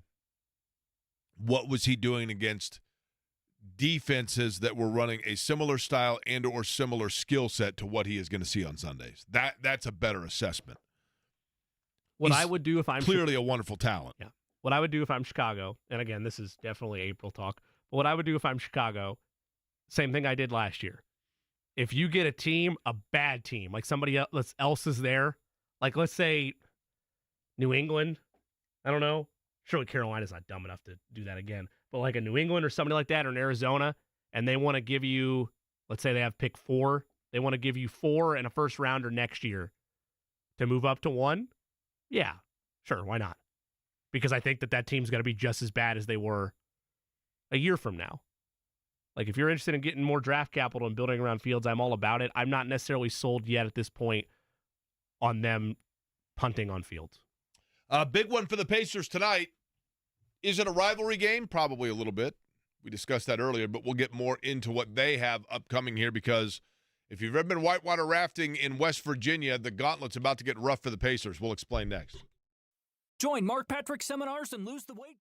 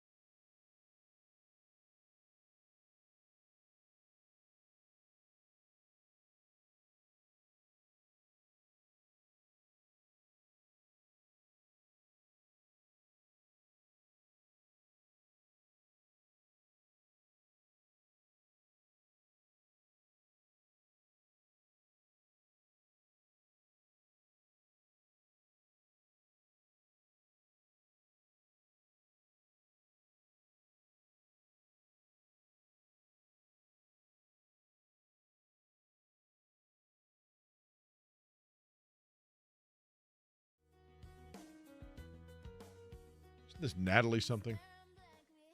No, that's Vanessa Carlton. That's right. This is the video where she's just like sitting on a piano, like driving around, right? Yeah. Decent song, though. 1,000 miles, yeah. Is that how far she's driving? Yeah, I guess so. That's twice as far as the Proclaimers, right? Yeah. I don't know. I'm just agreeing. They were walking, though. Yeah. They were on foot. 500 miles, then 500 more. Those poor fellows were not exactly Nice-looking guys, right? I've never seen them, so would not know. You know the song, right? Yeah, I do. Would walk 5. Yeah, big Coke bottle glasses. Makes me think of Identity Theft, the movie. Ba-da-da. How about Rodney All right, Peete? thank you. Somebody chimed in. Rodney Peete, is he better than Carson Palmer? I think Carson Palmer was a better quarterback than Rodney Peete, right? Probably. I mean, nice player. But I would put Carson Palmer, give him the hand there. Pacers in action tonight. And, Eddie, you had mentioned the schedule gets real for them, right, to use a term the kids say. Yeah. So between this month and the start of Feb, 16, was it 16? I think it was 16. 16 of the 23 games that the Pacers play are against teams above 500 or playoff teams. They've already played one. This month it was 11 of 15. So they've got number 2 tonight with Milwaukee coming to town. The Bucks are an interesting matchup for the Pacers because I think most would agree that the Bucks are the better team. But the Pacers obviously, you look at what they've done against them, play well against them and match up well against them. I think anybody would take Damian Lillard and Giannis. I mean, maybe not over Halliburton, but you get what I'm saying. I mean, that 1-2 combo is obviously pretty dynamic. And Middleton is a really good player. I mean, he's really his ability, pardon the pun, to get to the middle of the lane or to get mid-range and score is also a challenge. But it seems, Jimmy, does it not, like Indiana has more depth almost at this point? I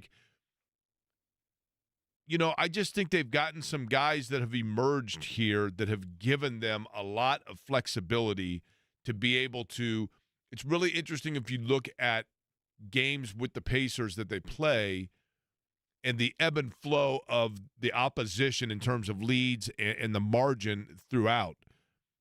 You feel confident because you feel like at the end of game, the Pacers are going to have an advantage in the fact that they're probably going to have 5 fresher guys on the floor when it comes down to making big plays because of the fact that they can just kind of wave people through. And I'm not sitting here saying they're so great that they've got a second unit that, their second unit could be a 5 seed. I'm not saying that. But they do have not a lot of drop-off at virtually any position. You know what I mean? I mean, no matter who you're talking about on the floor, whoever is coming in to spell them is giving you probably 70% of what that player gives you, other than maybe Halliburton, right? It's why I value so much these little mini season series, especially when they're in close proximity to one another, because you're basically going – it's like game 2 to game 3, effectively, right? You have the day off in between if you're trying to simulate playoff environment for what the Pacers win over the weekend was versus what tonight represents, or earlier this week, rather. For me, when I look at Milwaukee, I look at a team that has veteran pieces that I don't want to say are like coasting through the regular season necessarily, because I feel like these games, and especially the in-season tournament, did matter to them. But there's certain things over the course of a 7-game series that at this point, I don't know if it's a Pacers-Bucks series can be replicated. For example, if the Pacers, over the course of a 7-game series, if we're simulating things out, were to hold Damian Lillard to under 15 points a game in a playoff series, yes, I would take the Pacers probably 7 out of 10 of those series, because that's why they traded for him, is his scoring and his ability to keep them in this championship window, among other things. The other aspect of it is the Pacers, yes, they're very deep, but oftentimes that doesn't matter as much in the postseason because of A, the level of defense that's played, and B, the shortening of rotations. And the question is, when you get to the playoffs in April, where are the Pacers at, both from this new defensive look we've seen from them the last couple of games, and where are they at in terms of the structure of their rotation? Tonight, in that quick little 2-game series turnaround of getting a second crack at Milwaukee, having already beaten them on the road, where do the Bucks adjust? That's the most fascinating area for me of this game, Jake, is where do the Bucks change and adjust things, and how much are they going to show differently than they did a couple nights ago against Indiana. The biggest area, I think, like Damian Lillard, I think he goes for like 30 tonight. Like, I think it's a big Damian Lillard level performance, unless the Pacers have really figured out something with him defensively in this matchup. If you were going to shorten up the Pacers rotation, okay? So if we're going to do it right now, you've got obviously Halliburton, right? You got Buddy Hield. You've got Miles Turner, Nesmith. Stop me when I say a name that is one that you're like, okay, that's a guy that later in the year you start, that moves his way down. Okay.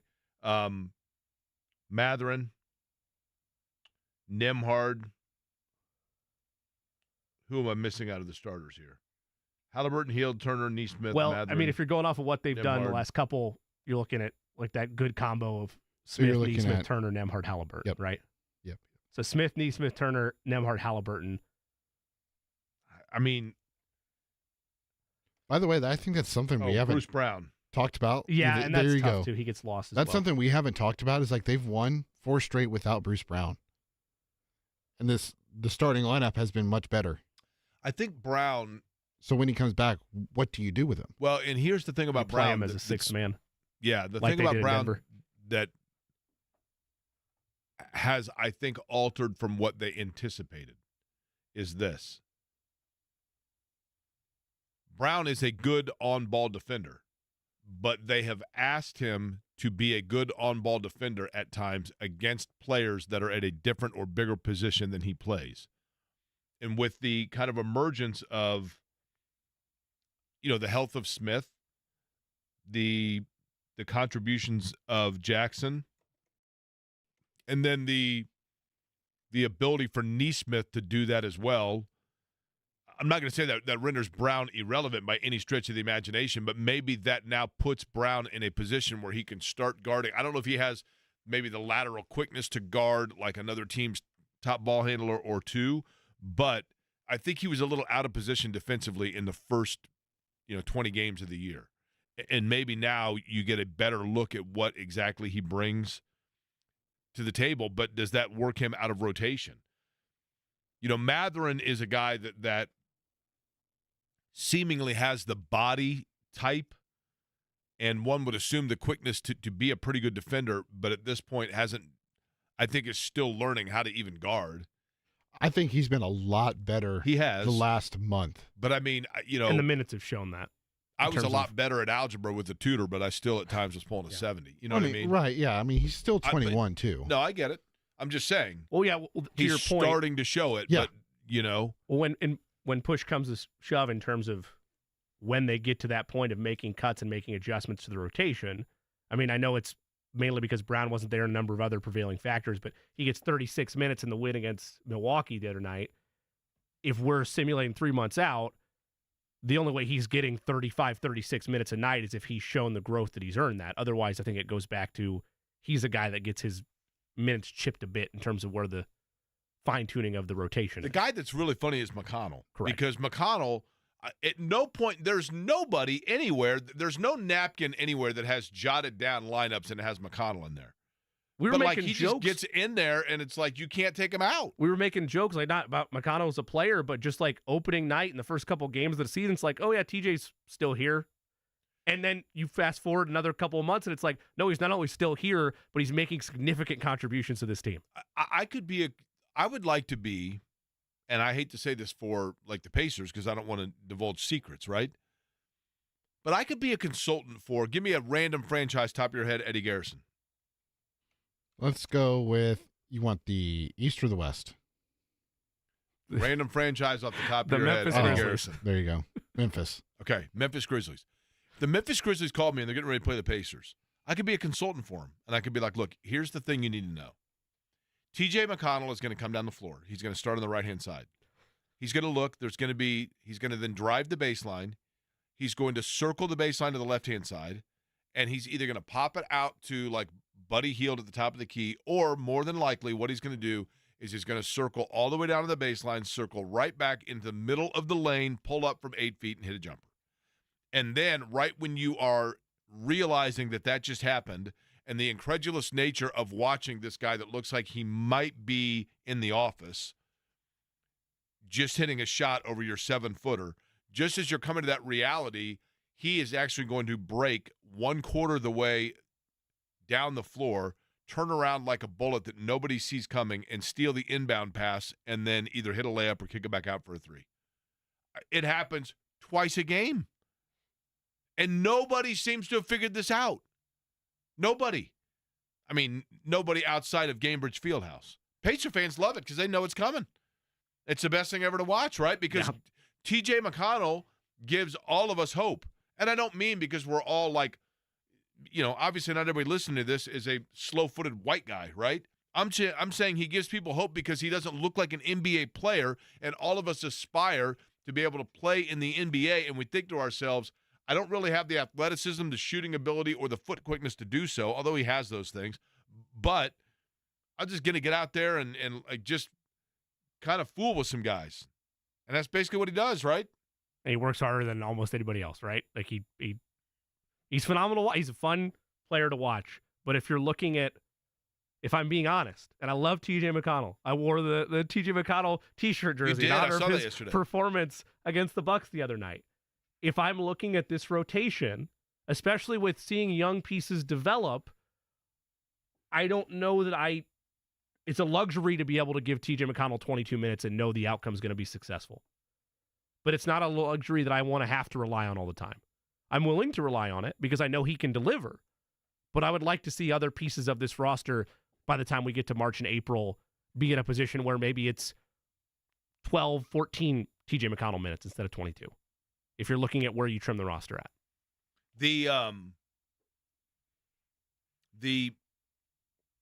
Somebody just sent me a thing. Carlisle was talking about how they're now designing plays for McConnell. The one thing I will say, I could be proven wrong in this. You never say never, but I'm telling you, it would stun me. Stun. The Pacers, realistically, when the trade deadline comes, have, one would assume, one player that is entirely off limits. Maybe 2. Is that because you added McConnell in there? No. If they had Bismack Biyombo, he would be untouchable. Oh, Bismack. Listen, I would give up Halliburton for Bismack Biyombo. You know why, Jimmy? Because his name is Bismack Biyombo. That's exactly right, because his name's Bismack Biyombo. Yep. Here's the thing. Halliburton obviously is theoretically untouchable. And I think Turner is close to that because I think Turner still, what he brings defensively and what he facilitates for their transition is too important to what they want to do. But the one guy that he's not labeled untouchable, he's not deemed untouchable, and he certainly is not. The thing about T.J. McConnell, there's nobody out there that's going to trade because they want T.J. McConnell. But T.J. McConnell, based on salary and other such things, could be a salary match guy. Make it $8 million, I think, this year. So you're going after somebody, and you've got to throw in salary to make things match. He would be the guy that's in that category, except for this. I think he is coveted by the Pacers to the point where they would not move him. In multiple ways, he's coveted by the Pacers to the point where I don't think he would be moved. I'm not saying that they would answer the phone by saying, Indiana Pacers, T.J. McConnell's not available. How can I help you? But I think that there are other players that if their name was mentioned would not create the level of discussion and conversation like T.J. McConnell would. I think he's highly coveted. And I think, by the Pacers, I mean.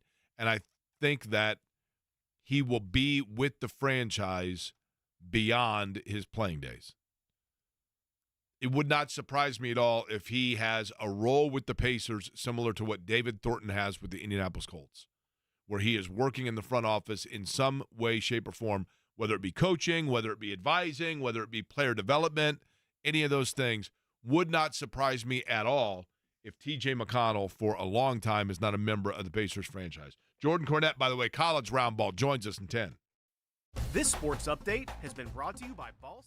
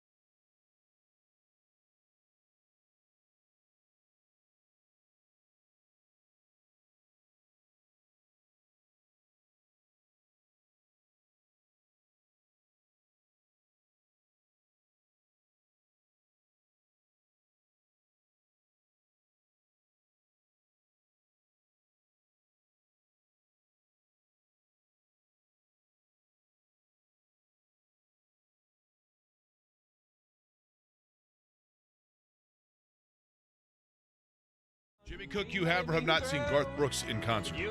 I have not. Eddie Garrison, you have or have not seen Garth Brooks in concert? Nope. Doesn't he do like 8 shows in a row? Like, apparently he's just an unbelievable live performer. I'm not a huge Garth Brooks. Nothing against Garth Brooks, the guy. That genre of music is not my cup of tea necessarily. Randy Bernard, who used to be the CEO of IndyCar and super cool dude, Randy is basically his business manager and has always spoken extremely highly of him. Everything I've ever heard about Garth Brooks is that he is like the nicest dude on the planet. Great guy. Never seen him in concert, though. I like. Should I go see him just to see, because I like live shows? If I don't, that's the wrong word. If I don't regularly listen to his music, do you think it would be like a complete waste of my time, or do you think I would enjoy it? I feel like, given the fact that based on our working together, you appear to be a live music fan. If you've heard enough people say, "Oh, he's great," I think you should go see it for yourself. Yes. Doesn't he? I mean, honestly, like is he like Springsteen? He plays for like 3.5 hours straight or something. It's just nonstop energy. People go crazy over Garth Brooks concerts. They'll throw down a flight of stairs over him, right? If I go to the Garth Brooks concert, I can wear my Jimmy Choo cologne. Isn't that what Kyle Knezovich recommends? Eddie and Q, both of them. Jimmy Choo cologne, yeah. I'm gonna whittle it down to like 8. I was going to say, Kyle Knezovich tweeted at us at Querying Company and said that when the very attractive woman suggested this to him, her exact words were, "The ladies will want to eat you." Okay.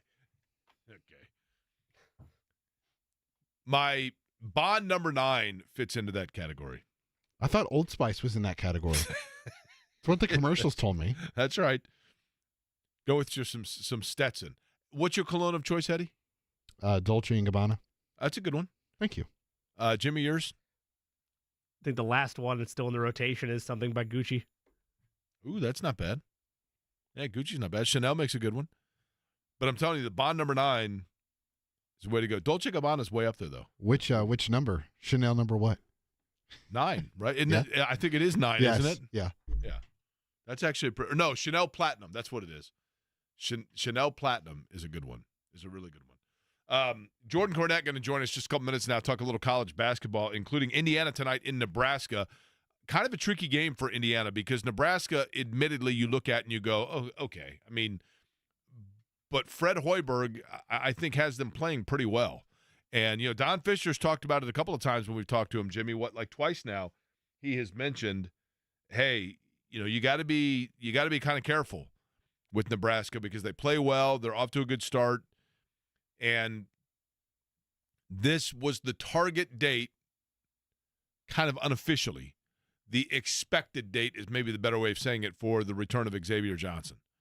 And if that is the case, then we'll see what that means for Indiana, certainly from a ball handling standpoint and an outside shooting standpoint, because Mackenzie Mbako is starting to hit some threes, but they need regular, Galloway's capable of hitting some, but you've got to have some balance in terms of multiple people. We talked about it with Purdue in the fact that Purdue a year ago, I think what hurt Purdue so was when teams basically said, you know what, Zach Edey, he's going to get 35. So we're going to try to defend around the arc and see if teams can beat us that way. And Purdue struggled with it, especially later in the year when Fletcher Lawyer and Braden Smith just kind of hit the freshman wall a little bit.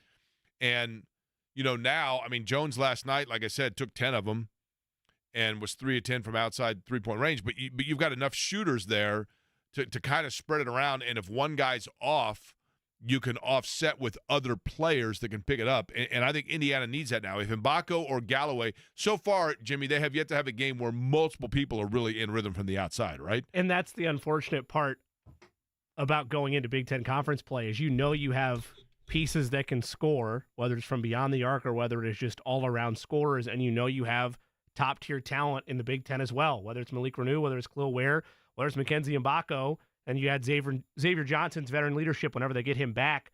There are pieces here. The question is, are they able to put it all together? And not only that, are they able to carry over high-level numbers in non-conference play into the Big Ten and over the course of the gauntlet that this thing is. And it starts tonight against Nebraska. Look, if you don't know it by now, maybe you're new to Big Ten basketball or you just don't follow college basketball that closely until it gets to February and March, there are no nights off in this conference. That's not a cliche. It's just the truth. And if IU's unable to put it together in a complete basis, they're not going to have the type of conference year they want. They would like to end, it's been 7 years, I think, since the last time they won a Big Ten regular season title when Yogi Ferrell was there. And I know Purdue is going to be the favorite, rightfully so, to do it again. But if they want any conversation of ending that drought and dethroning Purdue in the Big Ten ranks, it starts tonight against Nebraska, against games you should win, though you will be tested. Which college in the Big Ten do you think would be not including the expansion, which school would be the most fun to attend, not named Indiana or Purdue? Michigan State. Michigan State. Are we talking about the current members of the Big Ten, or are we talking about? That's what I said, not including the recent expansion. Michigan State. I've never been to a game at Breslin. I would like to see a game there. It'd be cool, but the wintertime would suck there as a student, right? I thought you were saying one-off. I need to just commit and be there the whole time. You got to go to school. Oh, there. well. I mean, there's not exactly a ton of. I would have said Maryland until last night. I saw their fans and thought they kind of act like jackasses, right? Sure. Jordan Cornett's next. The Wake Up Call with KB and Andy.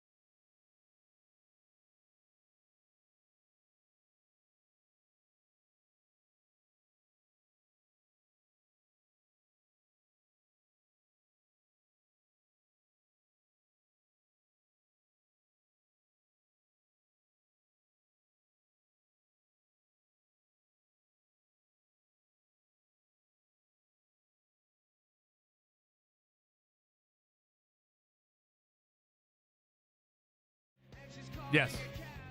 Telling you, one of the most fun things that I've witnessed in the last 2 years was happened to be downtown the night of the Big Ten championship game when Michigan and Iowa were playing, and went into one of the bars, and a bunch of Michigan fans were in there, and I did not know of the Mr. Brightside connection, and somebody put it on in the bar, and the place went absolutely bonkers. I still don't understand it either because it's a worldwide song. I don't understand why Michigan adopts it as their anthem or and feels it's them somebody else has exclusively. done it too. Minnesota or somebody else has done it too.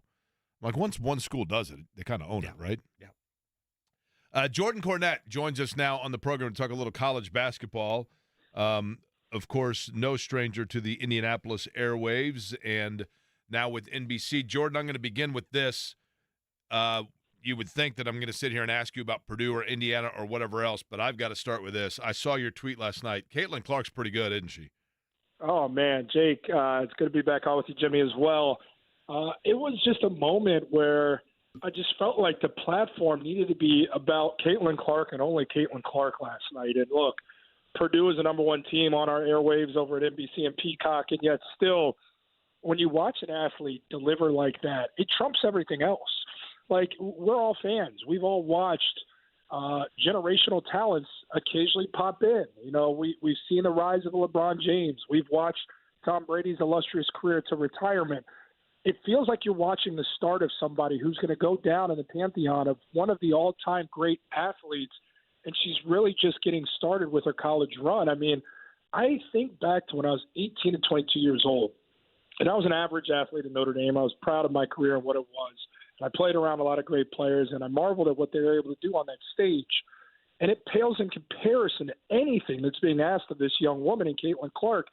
And yet she's not bothered by it. She's unflappable. And when the moment calls, somehow she finds a way. It's like Jeter on his last game and he gets the game-winning hit. You're like, how does this happen? Like, watching that game last night, it's like there's no way this young woman in front of all these people is going to hit 40 with a game-winning shot. And sure as hell she did. And it's just, you marvel because everyone else is elated. Everyone else is going crazy. And she's just got the look of, ho hum, this is what I do. It's incredible. Jordan, with that, you know, one of the things that's always fascinated me about athletes in general, and I wanted you to add your perspective on this as somebody that played. You know, I used to, for so many years, I would watch great players, exactly what you're talking about, when the moments find great players. And I would think to myself, what do they do to elevate their play in that last minute? And then finally I had the epiphany that somebody pointed out to me, but that maybe it's not that those players are elevating, it's that everybody else dips a little bit because of the pressure of the moment, and they themselves are completely immune to it. And because their game doesn't dip, it allows them to rise. It allows them to be risen above everybody else. Which way do you see it? I see a little bit of both, and I'll challenge that by adding another element. I don't think they take into account implications. Well, what happens if this is a miss? Oh, my gosh, I can make this. I think they just stay so laser focused as if the 40th minute or the 39th minute, is the first minute of the game. So when people get tense, I think they're wholly unaware of that because they don't allow their mind to get away from not a moment, but the job still at hand. And I've really studied this because it's something I think is so fascinating in sport. You know, I watch a guy like Joe Burrow from my Cincinnati Bengals have that magnificent year 2 years ago and what he was able to do in those biggest moments. And you look between their eyes and you just get the sense that, like, they don't know what's at stake here. Or they're able to stay laser-focused tunnel vision without the understanding of what this could mean for their legacy if they do this or what this could mean if they don't get it done. They just look locked in. And I think that level of being locked in is the 0.00001% of the special athletes, and that's what you see with a Caitlin Clark. Okay, so locked in, obviously that takes us to Purdue. Last night, winning in Maryland. I think we know, Jordan Cornette, of what, you know, clearly we know who Purdue is and what they are. A year ago, I think they got a little bit exposed in March, obviously, in the fact that teams started late in the year to just say, look, we're going to let Zach Edey get his and see who else can beat us. Has Matt Painter taken care of that now where they have enough weapons around now that on any given night it's almost impossible to pick a poison? Yeah, and this one's been mentioned a lot, fellas, but the addition of Lance Jones in the portal has been huge for this group because it takes the pressure off. Of course, Edey takes pressure off everybody. I mean, he's a walking 20-20 guy. The numbers are video game numbers. But with Lance Jones, and we've heard this through some broadcasts, he's alleviated the pressure of this is a guy that can create off the bounce. This is a guy that makes life even easier for Braden Smith and for Fletcher Lawyer, and it's shown in the numbers. It wasn't a stretch to say the vulnerability of this group were those guards. Best thing about freshmen, they become sophomores. I mean, that's a lot to ask of a freshman backcourt. Say you got the greatest player in college basketball right now, go win a national championship. They got exposed to that 116 matchup. They had to spend the whole summer thinking about that, much like a team before them did several years back in Virginia to turn around and won a national championship. Now, can you write that in ink right now that Purdue's going to go win that national championship? Absolutely not. But if you make me pick a team right now, I'm picking the battle-tested Purdue squad because now you look at the efficiency numbers of Fletcher Lawyer and Braden Smith, who, by the way, Braden Smith's playing like an All-American. These guys are letting the game come to themselves.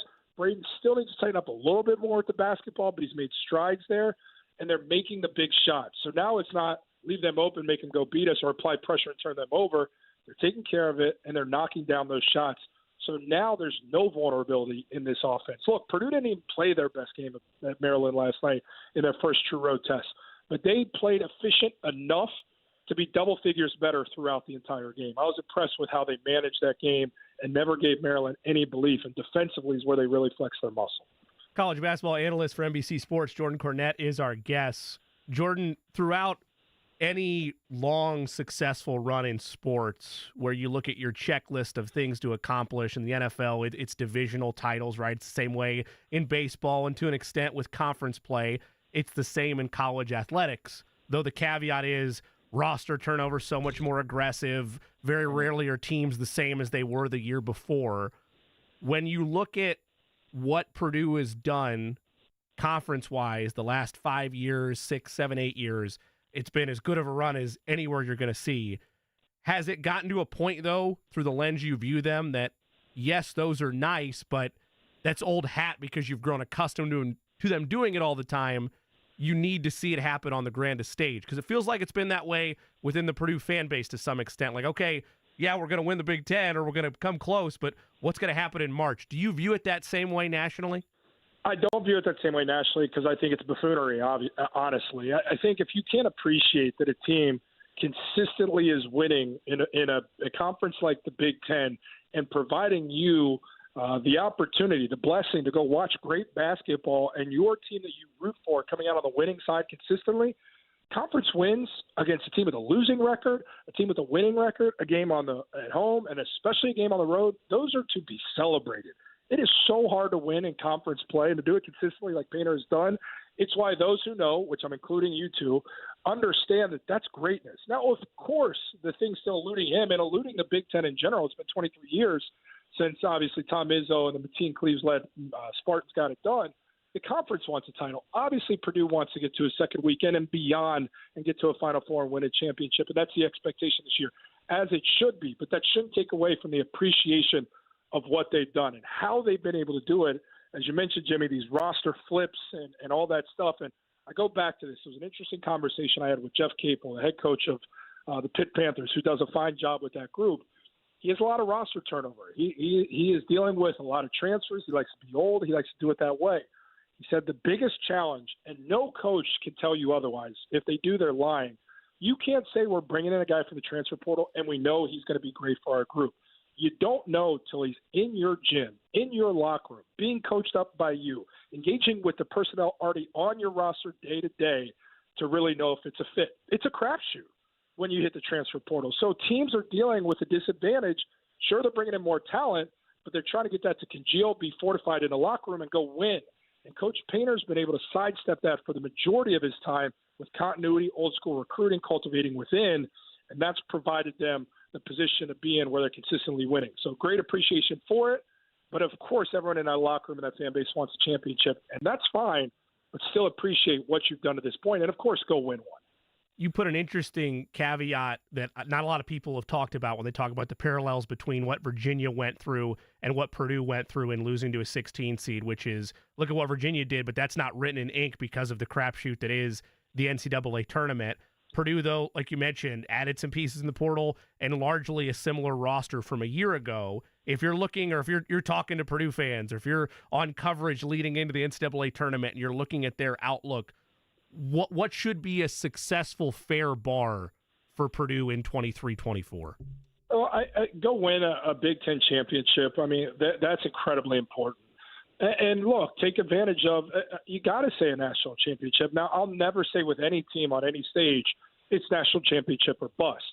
But as competitors, we all look at it and say we're training in the preseason, we're training during the regular season to go win a championship. And if we don't win that, sure, we feel like a failure, but you shouldn't be judged that way by the ones outside the locker room. That's a competitive fire within the group. So I will also add this element to it, and maybe this is talking out of both sides of my mouth, but you've got the best player in college basketball. His numbers are going to go down as some of the most dominant.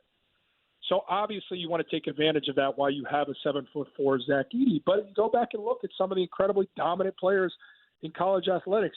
Did Shaquille O'Neal go win a national title? Did Kevin Durant go win a national title? It's hard to do because it's a one-and-done setup. Sometimes you don't bring it. But I'll say this, with Braden Smith and Fletcher Lawyer on that roster playing like they are now, as opposed to last year. It's a different look, and it's way more difficult of an out. Jordan Cornette is our guest. You can, of course, see and hear his work and his analysis of college basketball, NBC Sports and Peacock. Jordan, I want to go back to your alma mater. You mentioned earlier Notre Dame. I thought it was interesting that Micah Shrewsbury, and I liked it, kind of called out recently just, hey, we're setting a culture here. We're setting accountability. Coaches say that a lot. And then there are some coaches that say it and you go, I think that guy really means it. And they're coming off a big win against Virginia, still trying to find their footing. But just overall, your impressions, not only of his being vociferous about that, but where Notre Dame stands since he has had those comments. Well, when I watch that, Jake, and you're old school like me to this degree, like there needs to be an element of that firing your guys up still in college athletics because it's proven it works. And clearly it worked for this Notre Dame team. It was refreshing to see a coach that's not doing it for show. He said that in the locker room to those guys, and he repeated it on a public forum to let the fan base, those invested in Notre Dame basketball, who he considers part of the family, hey, look, this is unacceptable. And if guys are going to waste your time as fans, your time with money to come watch us not go out there and compete, they won't be here any longer. And I've told them that in the locker room. So I like that it wasn't something like, whoa, coach is singing a different tune out in front of the media. No, that was the message throughout, and the guys bought in because what I know about Micah Shrewsbury is he's a very genuine guy. He's a very disciplined guy. He's rooted in his beliefs, and they're pure beliefs, and he has the players and the program's best interest in mind. And, oh, by the way, he's a brilliant X's and O's guy. He's going to get this thing right. Look, they lost 99% of their scoring from a year ago. 99%. They're going to take their lumps, but to me, a win like that versus Virginia, maybe it sounds alarms for Virginia's ability to score, but greater than that, it says these guys who are in an uphill climb on the roster at Notre Dame have the fight in them to be that dominant against a Virginia team that's going to be a tournament team. I sat with Jack Swarbrick when they were going through the search for a coach, and Jack Swarbrick, the still sitting AD at Notre Dame, said this is our guy. He knew he wanted Micah Shrewsbury. Of course, there's a search to dot all I's and cross all T's, but from the first minute of this search, it was, let's go get Micah Shrewsbury. He was the guy. He is the guy. He will be the guy. And it was really refreshing to see that happen. And it's a lot more fun to talk Notre Dame basketball after a game like that as opposed to the handful before it. Jordan, another coach that – Jordan Cornette is our guest. Another coach within the state that I have no idea, like, how much he might have been a target when they got him. I was totally unfamiliar with him.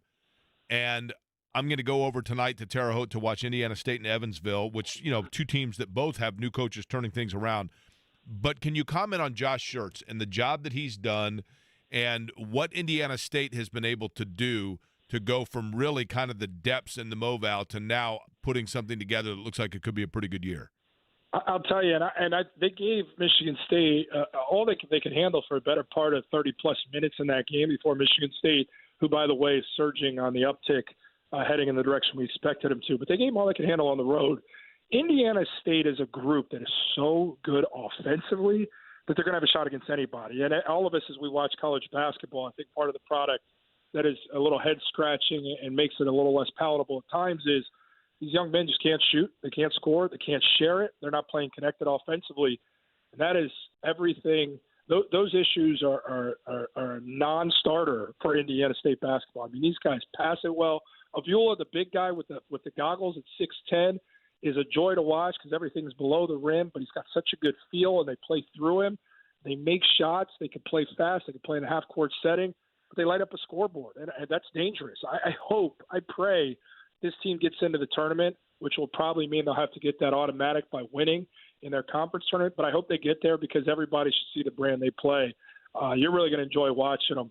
They're a lot of fun, Jake. I thought one of the things that was interesting, I watched that Michigan State game, and so much of their offense kind of runs through what Avila is able to do, right, in facilitating from the post and kind of he's been compared, a very poor man's, but like a Jokic-type role of just kind of feeding out. But I thought in that game, Jordan, that his athleticism lacked as such where they had to take him off the floor because Michigan State was able to exploit him and just kind of take him out a little bit. And they did a good job of their shooters still being able to get shots. But is that, if maybe in the MoVal that's not an issue, but is that going to potentially be something that hurts them in an athletic matchup in March? Well, yeah, and that's what the beauty is of the tournament is, Jake. It comes down to matchups, right? Like when you look at this group, Like they're going to have, much like a lot of these potential upsets that are always brewing come March, it's all going to be personnel laden with the opposition. And Michigan State, who at the core can be an elite defensive team because they got a deep bench, they can throw a lot of different looks at you, a lot of versatile guys, they can switch everything. But the personnel that they can throw on a hybrid like a Beulah, it can create a lot of challenges. So what they were able to do, they're able to throw a bunch of different looks at him, throw favorable personnel that can really get up in him at any level of the court and make it uncomfortable for him to deliver, have his passing airspace avenues to get the ball where he wanted to. And a lot of Michigan State, what they were able to do was apply that pressure, but also translate that into runouts going the other way. Michigan is not clearly a good matchup for Indiana State, but if you find Indiana State going against a group with a few bigs that don't present that versatile defensive ability, that can't get up in you and apply that pressure, Indiana State can thrive with how they score the basketball. So I just didn't like that matchup for them. They're going to find a couple of those big dogs if they do get into the tournament that don't want to see them because they don't match up well with them. Does Indiana have a tricky one tonight, Jordan Cornette, in Nebraska? Because I think we look at Nebraska and you go, Nebraska. But no. Fred Hoiberg's done a nice job, right? Nebraska can play basketball. This is a huge game for both sides because, Jake, I mean, you know Indiana as well as anybody, man. Like, they are expected to beat Nebraska. It's Nebraska. They're Indiana. Indiana hasn't found consistency yet. Is Ware back for Indiana? Yeah, I think he is expected to play because it was not injury but stomach illness. So I think he is expected, yeah. With Ware, it makes that game even that much more exciting and probably tilts towards Indiana. But make no mistake, Nebraska is a gritty, physical group. They've got some scoring punch on the perimeter. They're a group that can operate both in the half court and the full court setting, and they rebound the ball really well too. It's going to feel like, I know Nebraska's not fully looked at as a Big Ten team, although they've been there for a handful of years now, but it's going to feel like a Big Ten grinder game for sure, and it can really define the trajectory of these two teams as we navigate through January. Jordan, is there an avenue for IU to win the Big Ten? Yeah, I think that, look, the Big Ten is fascinating right now, fellas, isn't it? I mean, did you expect that Illinois score last night? No. Because I didn't. I did not expect Illinois to beat Northwestern by 30 with Terrence Shannon gone for the year with that group. I think that there's going to be absolutely a chance for Indiana. I wouldn't put my money there. I wouldn't bet the house on it. But if you got two homes, why not throw one of them out there? I just don't know. I think there's a lot to be figured out still. I think Ohio State has looked really good. Illinois. I just don't see how anybody's better in Purdue right now. So I think to say win the Big Ten, I couldn't go that route. I don't see anybody usurping Purdue in the Big Ten, but playing for second, I think is reasonable if they really start with Nebraska tonight and go on a run. But I'll tell you what, I really like Ohio State. The mask for Illinois taking the reins there. I really like Illinois. Northwestern, that was a befuddling performance last night. They don't have many guys that go off the bounce. So I like those three that I mentioned, Purdue, Ohio State, Illinois, as my first three. Michigan State's another one to watch out for with all their talent. I could see Indiana around 5, to be honest. Jordan, I'll be honest, man. I always marvel with it, your ability to be able to talk about any team anywhere in the country. You know what I mean? Like, it's one thing here, the Dog and Pony show that I'm doing 3 hours a day. I've got to know like 3 teams. Your ability to be able to spout off about any team at any time truly is a talent, and I appreciate your sharing it with us today. And certainly wish you the best for a Happy New Year, and we'll continue watching on NBC Sports and Peacock. Hey, Jake, anytime you call me, you need me, brother. I'm a call away, man. My brother loved you. I love you. Jimmy, it's nice to be on with you, man. And you know what the city of Indianapolis means to me and everybody in that town. I appreciate it, man, and absolutely appreciate the comments about Joel as well, because Joel Cornette, one of my all-time favorite people. Jordan Cornette, his brother, of course, Notre Dame star, and now college basketball analyst. I'm telling you, Jimmy, it always amazes me, guys, that do this nationally, that you can mention like any team, and they're able to go for 5 minutes, and it's like, I mean, that is a true skill. One of the questions I was going to bring up, we kind of ran out of time there, and it's not necessarily of total note within the market, but it is a little bit because of Butler, obviously, in the conference. I was scanning the channels last night, and Big East was on and DePaul was on. And I'm telling you guys, I know that I beat this horse a lot. I cannot see. It is a mystery to me, total mystery to me, how DePaul has become so bad. I mean, you're based in Chicago. You're in the Big East. you've got, and admittedly it's been a long time running, but you've got some history behind you just in terms of, at one time being a big-time program. Just being in Chicago alone, doesn't it seem like you'd be able to just fall out of bed and get 2 or 3 guys who can score for you and help you win? And they do their best to market where they can, right? Like your Big East ties or Chicago's Big East team, like they're not short on advertising and pubbing that program. I remember the year I lived there, you couldn't walk around downtown, and eventually you would see a DePaul advertisement somewhere, whether it's for basketball or just for athletics as a whole. Like, I'm with you. It is surprising that year after year they are in the bottom of that conference. I mean, a lot of people this year are probably going to be victims to a absolute grudging from UConn, like they did last night. Yeah. But I mean, only 3 wins it's hard to to their judge name, off that, right? But their total body of work is what you're talking about, and it's surprising year over year. Now, I'm curious of this. So JMV's in the other room. I don't think he can hear us, though. Do they sell beer at Indiana State games? No idea. Well, I can assure you it's probably not on tap. So you'll have to. Well, you have to do with. I'm going to be here's why I ask. Here's why I ask. And even if they do have it, it's gone. I'm going to be driving over there. So probably not applicable to me, but I'm going with my buddy Byron, right? Do you have the keys in the wallet already? I do. I'm driving, and the tickets are on my phone, so Good. No worries there with Byron, who forgets everything. But Byron and I went to, on one of our road trips, we were in Lincoln, Nebraska, speaking where Indiana's going to be tonight, 9 o'clock tip. You can hear it over on our sister station, WIBC. And we're in Lincoln, and Nebraska was playing Michigan that day. So we go into this bar. Barry's is like the big, that's the Harry's or the Kilroys of Lincoln. So we go into this bar 2 hours before the game, and we see 2 guys that are our age, and so we go walking up to them, and I think I've mentioned you guys. I walked up to these guys and said, I know I told this story on the morning show, so maybe different audience here. I walked up to these 2 guys, my age, this was 2 years ago, at a Nebraska football game bar scene, and I go, okay, listen, guys, my buddy and I are on a road trip. We're just driving through town. We come from a university. We both attended a university where the basketball program, in terms of the era of dominance, the trajectory, everything else, is 100% the equivalent of Nebraska football. A once proud program that had a dominant coach that has now been struggling to try to recapture what was the dominant era of our childhood, and nostalgically speaking, we still long for it, but have to be realistic about the fact that nationally speaking, it's not seen in the same breath that it was 20 years ago. And literally the 2 guys from Nebraska, one of them looked right at me and goes, so how far is the drive from Indiana? Right away, right? So, but Byron, who I'm going to the game with tonight, and this is my area of concern and why I'm asking about the Indiana State thing. Byron, it was really pretty impressive. And listen, I'm being facetious because it's not like he has some sort of a problem with it. It was just we were on a road trip and having fun. Byron drank 7 Busch Lights in like 35 minutes. It was really pretty impressive. That's like water. Come on, man. If it was for him. Gosh. So these guys are like, hey, guys, like, we got 2 extra tickets to the game. It was a night game, right? Come on, and and this is on a Saturday night, and Byron had to be back Sunday evening. I mean, we're like 900 miles from home. He's like, we're going to the game. Come on. And I'm like, dude, I'm literally hog-tying him in the car. We got to go. We got to hit the road. We got to get to, like, the Jefferson City, Missouri by tonight in order to get home tomorrow.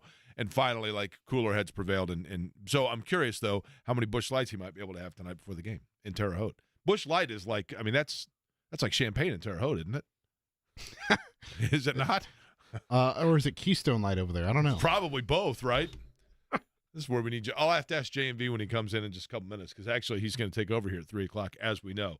But we'll get back into not just that game, because Indiana State taking on Evansville tonight, but the bigger one in town here within the state. Pacers, Bucks tonight, and of course, the big one on Saturday that we will continue to discuss all week, and that's the Colts and Texans. Actually, Jimmy, we should get into that next. Break that down and get you caught up on what the Colts are doing out on West 56. We'll do it next.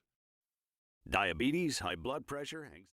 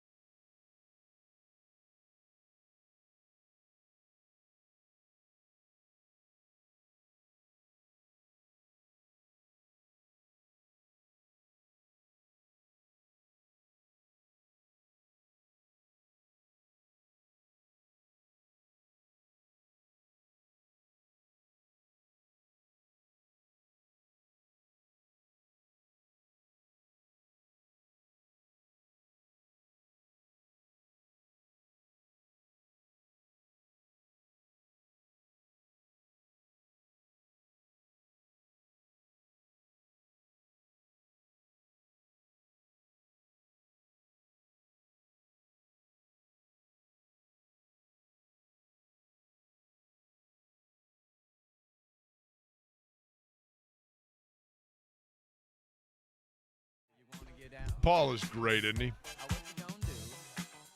Now, what we know is this. The Colts are back on the practice field getting set for their big Saturday evening showdown against the Houston Texans. And Tag Heuer displays the time online when you look at their watches. It is. Have you not looked at it yet? I did. It's pretty phenomenal, isn't it? Yeah. You click on the watch of your choice, and then it comes up, and it has the actual time, and it ticks. I'd like to know the brainiac behind that and how they made that happen. You think it was Tag or Heuer? I don't know. Maybe they just played tag. I went to high school with a guy named Tag Burge. He's 2 years older than me. Maybe Just they made a tag big teamed donation it. to North Central. Good dude. What's that? Maybe they tag teamed it. That's right. That's exactly what they did, right? So whether you want to know the minute or the Heuer, Tag Heuer's there for you. That's right. That should be their campaign slogan. So, or their marketing slogan. Eddie, give me caught up to speed on what's happening at West 56 in terms of those players in question from a health standpoint getting set for the Texans in a win-or-go-home game, unless they tie. But big one. Who's practicing? There are a few players that were listed as DNPs yesterday. On today's report, it looks like Braden Smith. He's dealing with a knee injury. Quentin Nelson dealing with an ankle injury. Kenny Moore, obviously, with the back injury. And Zach Moss with that forearm injury. Good news for those group of players. They were all on the practice field. Ryan Kelly's dealing with an ankle injury. He was not active at practice, and he was spotted in a boot. So Kenny Moore is the one that everybody wants to see, feel is the most important to get back out. Probably some truth to that just because of the fact that, Houston's going to try to go through the air, and you need your, all hands on deck in terms of your defensive backfield. But, Jimmy, Ryan Kelly's important too, I guess, because, when it comes to your offensive line, you've got to have cohesion. And if he's in a boot today, 3 days out, that's not necessarily totally good news, right? Look, now is not the time to have issues up front when we've been talking about the last couple of weeks that it's stabilized there after that strong performance across the board. I know this doesn't directly involve Ryan Kelly, this particular win, what they were able to do against Malcolm Kuntz and Max Crosby a week ago. Crosby more notably because he's one of the premier pass rushers in the entire NFL. Yeah, that's not ideal because so much of what they've been able to do is about timing and rhythm. And even if it is just up front, I don't want any type of cohesion mishaps that can make life harder on Gardner Minshew in a win-or-go-home elimination game effectively for both teams. C.J. Stroud, since coming off that concussion, I don't know that, and look, I think he's a great player, still young, but it would be, it's not like I sit there and I totally analyze on a regular from one to the next the way Houston has played, but coming off of the concussion where did he miss 2 games, I think? And there was some question mark as to, yes. Question mark's the wrong word, but there were people that were surprised that he missed that long. As I've talked about, with neurological stuff, you got to play it safe, and I totally get that. But it's not like he came out last week and was, he didn't have one of his signature. He's had some big-time games.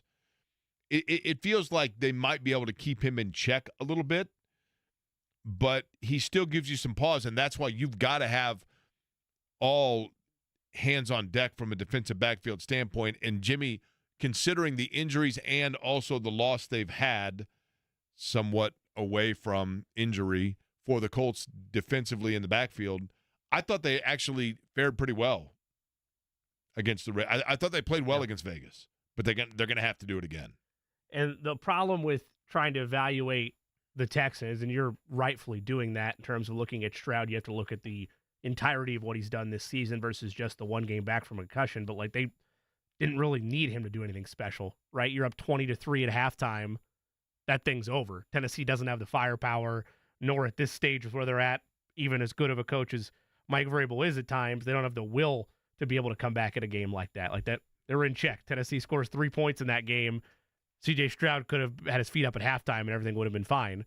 Now it is for them the same viewpoint that the Colts have, which is they know what they need to do. They take care of business, and they're going to the playoffs. And just like the Colts, if the Jaguars stumble, they could somehow win the division out of all this. I mean, they have a good running game as well. Devin Singletary has been their leader the last couple of weeks, but Dameon Pierce, even though he's not been able to recapture what he did a year ago, is still a sufficient back. And then Robert Woods was on the injury report yesterday. Like, just like the Colts don't want any injuries up front, I wouldn't like less weapons available for C.J. Stroud if I'm a Texans fan, even though he's in the twilight of his career, but he's been useful over the last couple of weeks for Houston. Nico Collins, Robert Woods have been their go-to over the last couple of weeks with the injury to, I believe it was Tank Dell that's been out for... Can't forget about the tight end, Dalton Schultz, either. No, that's a good point. I mean, that's the point, though, right? They have a balanced passing attack. I don't think there's one set way to beat the Texans from a defensive schematic standpoint, aside from getting home with pressure, which is an area that's been a key for the Colts all year, right? If you're able to win up front and get home with 4, you're going to be happy with what you're able to do defensively. If not, and if Kenny Moore doesn't go, you're asking once again a up and down secondary to deliver if you're not getting home with your guys up front. Now, the Colts are going to win. Let's just say that. The Colts are going to win. They're going to go to the playoffs. Okay. Which team in the AFC is their best matchup? Which is the one that you look at and you go, that doesn't worry me at all. Let's go. Oh, it doesn't worry you at all? I thought you were going to say just best chance to win. Both. Look, I mean, I'll be honest with you right now. Like, there's no reverse psychology, which I'm sure Eddie will look at me like this. Like, if Kansas City plays like they've played for the large majority of the year and their pass catchers aren't, catching footballs, they're susceptible to anybody. I don't care if it's Indianapolis. Like, that's not a necessarily fearful matchup as it would have been in years past if I'm the Colts. We had on Eric Edholm earlier.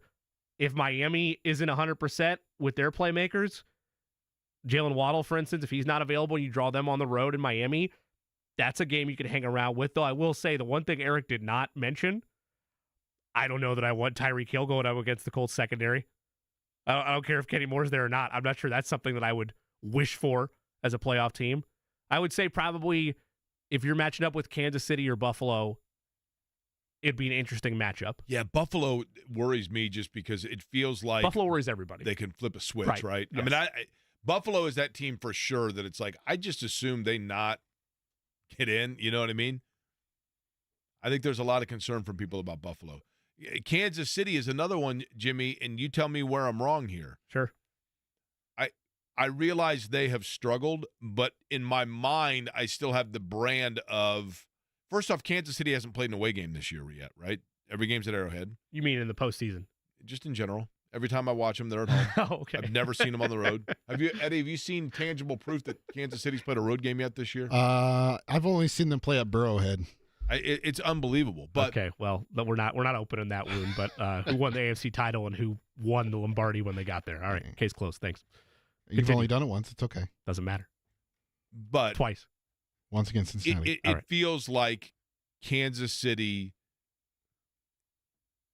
can flip a switch also and get it going, but I think maybe that's giving him too much credit this year. I'll be honest with you. He doesn't have the weapons. This is with some rose-colored glasses, right? And I'll keep this short and sweet because I understand the only way people care about this is if it's the actual playoff matchup that they draw.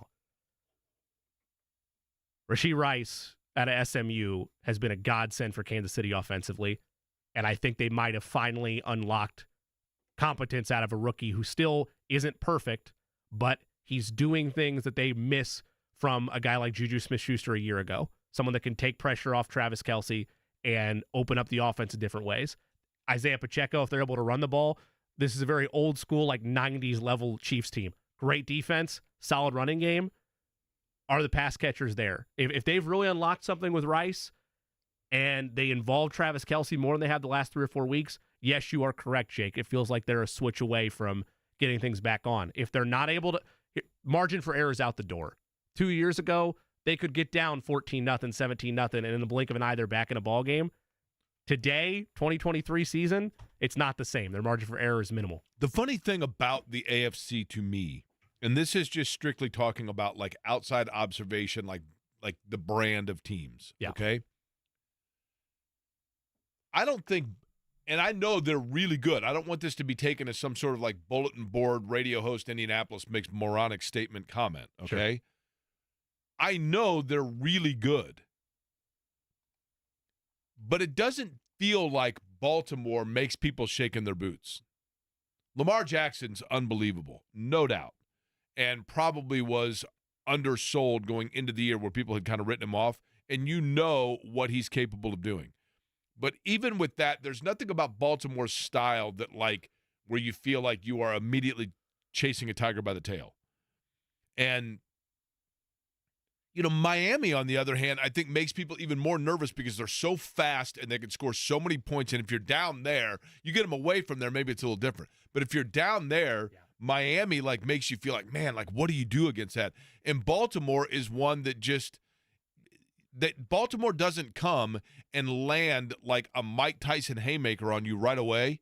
They just kind of consistently keep punching at your ribs before finally in the 8th round, you're like, all right, enough. Yeah. And yet, on the other side of things, Buffalo and Kansas City are two teams that I think make people really nervous, but in reality, for the last 7 weeks, haven't looked like a team that should make you nervous at all. But it's a matter of just branding and expectation, right? Correct. What they've done over the body of work of the careers of their quarterbacks, Josh Allen, Patrick Mahomes, still instill fear in people, but it's not – once you get that position figured out in the sport, you have a good chance of everything else falling into place. But there are down years where the weapons aren't there, or timing's off, or something of that nature. Kansas City should still be feared, but it's not the same level of threat that it's been in years past, in part because they gambled on wideouts and it didn't pan out for them. And of course, then you got Cleveland in there that, as we talked about, Cleveland would worry me just because defensively. I don't want to get into a playoff game with Myles Garrett. Nah, I'm right there with you. And we've heard it all year. Don't you feel, though, wouldn't it be the most Cleveland Browns thing ever if Joe Flacco led them to a Super Bowl title? I was going to say the most Browns thing ever would be for them to get into the playoffs and Joe Flacco then have some game where he goes turn into a pumpkin. 10 of 28 with 3 picks, right? Yeah. I mean, that lose would by be 40. Look, totally. When I look at the NFL right now, and this is not a big bridge or a big going out on a ledge moment for me, right? This is a very easy statement to say. I think everyone in this room would agree with it. As it stands right now, with 1 week left to play and a lot of stuff locked up and the playoffs on the horizon, the Super Bowl champion comes out of the NFC, and I think it's San Francisco. Again, it's not a big leap to take because of the 1 seed, but they've been the most complete team all year. Jimmy? Go ahead. They lost to Baltimore by like a lot. The Colts beat Baltimore. Does that mean the Colts are going to beat the Ravens? Hey, I'm the one who's been telling my family and friends that the Colts are the best team in the NFL because of that right there. All right. But no, I mean, the most part, I believe. Who are the friends? What'd you say? I said the family part, I believe. Who are the friends? Wow. That's a low blow. Alec. That's a low blow. Alec Rohr, right? That's it? Yeah, sure. Sure. That's a low blow. I'm just saying, I mean, for what it's worth. San Francisco I'd does expect feel, that from Jimmy, but not from you. San Francisco feels the most complete, for sure. And they've, any team has the capability in any game of having an off unit day. We didn't get pass rush in this game. We didn't do well in the secondary in this game. We didn't run the ball well. We didn't pass the ball well. There's always a unit that can have San Francisco, to me, feels like the team that has the greatest strength across all units. When I look at the 49ers and I look at the rest of the NFC, I would be genuinely surprised if they didn't represent the conference in the Super Bowl. When I look at the Ravens and I do that same exercise, fair. I would not be surprised to not see them. Well, part of that, too, is the depth of each respective correct. conference. Yes. But, yes, you are correct. I would agree with that. I would totally agree with that. We'll hand it off to John next. We'll get you caught up on what he's got going on here as we roll along on this Wednesday. It's Corey & Company, 93.5, 107.5 The Fan. Guys, it's a new year. Low T Center can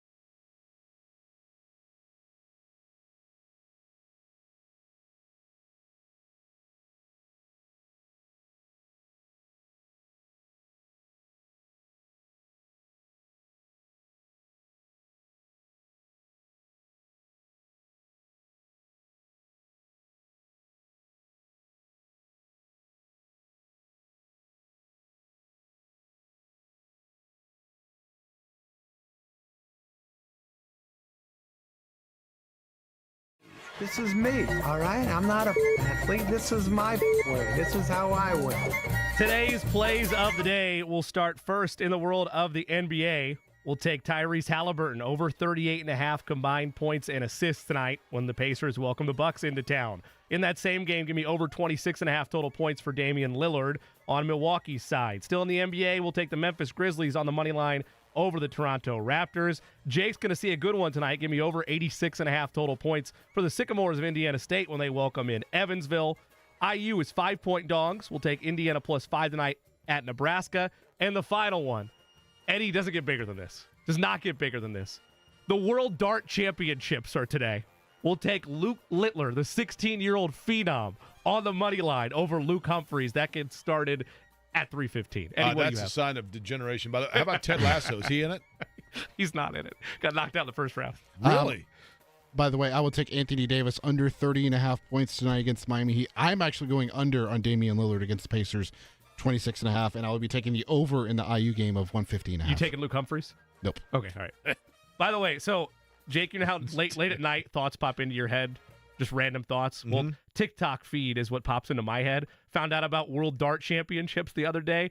I mainly for a bit here, right? I'm not truly need to call 1-800-9 with it, but I wanted your reaction and you delivered, so I appreciate that. I'm just saying. 3:15. You know.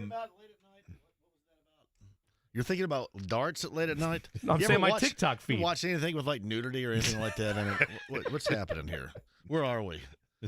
John, about that? We had nudity yesterday we talked to you about. John, these youngsters have no idea the joy of the scrambled HBO coming in because your neighbors were watching Sensuous Nurse. If I could just get a little side B going, man, it would have made my week. Yeah. And my man's thinking about TikTok darts on. Oh, man. Come on, World Jimmy. Dart Championships. I'll send you one later, Good John. Lord Almighty. You know, actually, speaking of that, John. Yeah. So much talk about, and understandably and rightly so, Phoebe Cates' magic scene in. Yes. But Jennifer Jason Leigh. Oh, she was up for the. She was up for it. It didn't take too much. I mean, you get a. Damone wasn't persistent. He just kind of walked in and said, "You got some good tea. Let's go do it." And you know what's funny? He didn't even drink the iced tea. No, he just switched it around and said, "It's really good iced tea." The most offensive part of that whole scene was this: that she was about ready to let Damone wear her brother's swimming trunks. That's right. Yeah. He's got a pair out. Now, here's the thing, though. Do you think Damone's not going to have anything between those trunks and then his stuff? Do you think she really wanted him to put on Brad's swim trunks, or was that that's just what they was thought that an about excuse doing? to get? I just thought, man, if I'm Brad, I'm going, hey, what are you doing? I don't want Damone wearing my those. Now, you want to know a fun fact about Fast Times? Huh? Here's a fun fact for you about Fast Times. The house where Stacy and Brad lived, that house, which I've been to in L.A., has no pool in the backyard. The pool scenes were actually filmed 4 doors down. That's awesome. And have you been to that house? I went to the house, and the lady could not have been nicer and told me. I said, "Well, can I come in the back and see the pool?" And she said, "Oh, that's actually down the street where they filmed those, but don't go down there. That guy's a jerk." That's what how she said. That's how Stacy got picked up by Ron Johnson in that scene, 4 houses down. That's exactly a street down. Right. Yeah, because she didn't want mom and dad to see. She hopped out the window and went right down. Right. Pacific Stereo's Ron Johnson was. Hey, how cheap was he? He goes, hey, you know what? Yeah, let's not go out for dinner. Let's just go up here to the point in this dugout and get it done. That's right. No dinner. John, what do you got upcoming here? We've got, what do we have? Mark Vanderbeer, voice of the Texans. Then Jeremiah Johnson is coming on. Rob Blackman's coming on. And then we'll talk about the World Dart Championships for Jimmy on his way home so he can get a sports arousal. Yes, that's right. We'll get Jimmy get a sports arousal on his way home with the World Dart Championships. All right, so John's up next. That's what he's got lined up. We will talk to you again tomorrow at noon. Thanks for listening, everybody. It's been Query & Company here, 93.5, 107.5 The Fan. Don't think with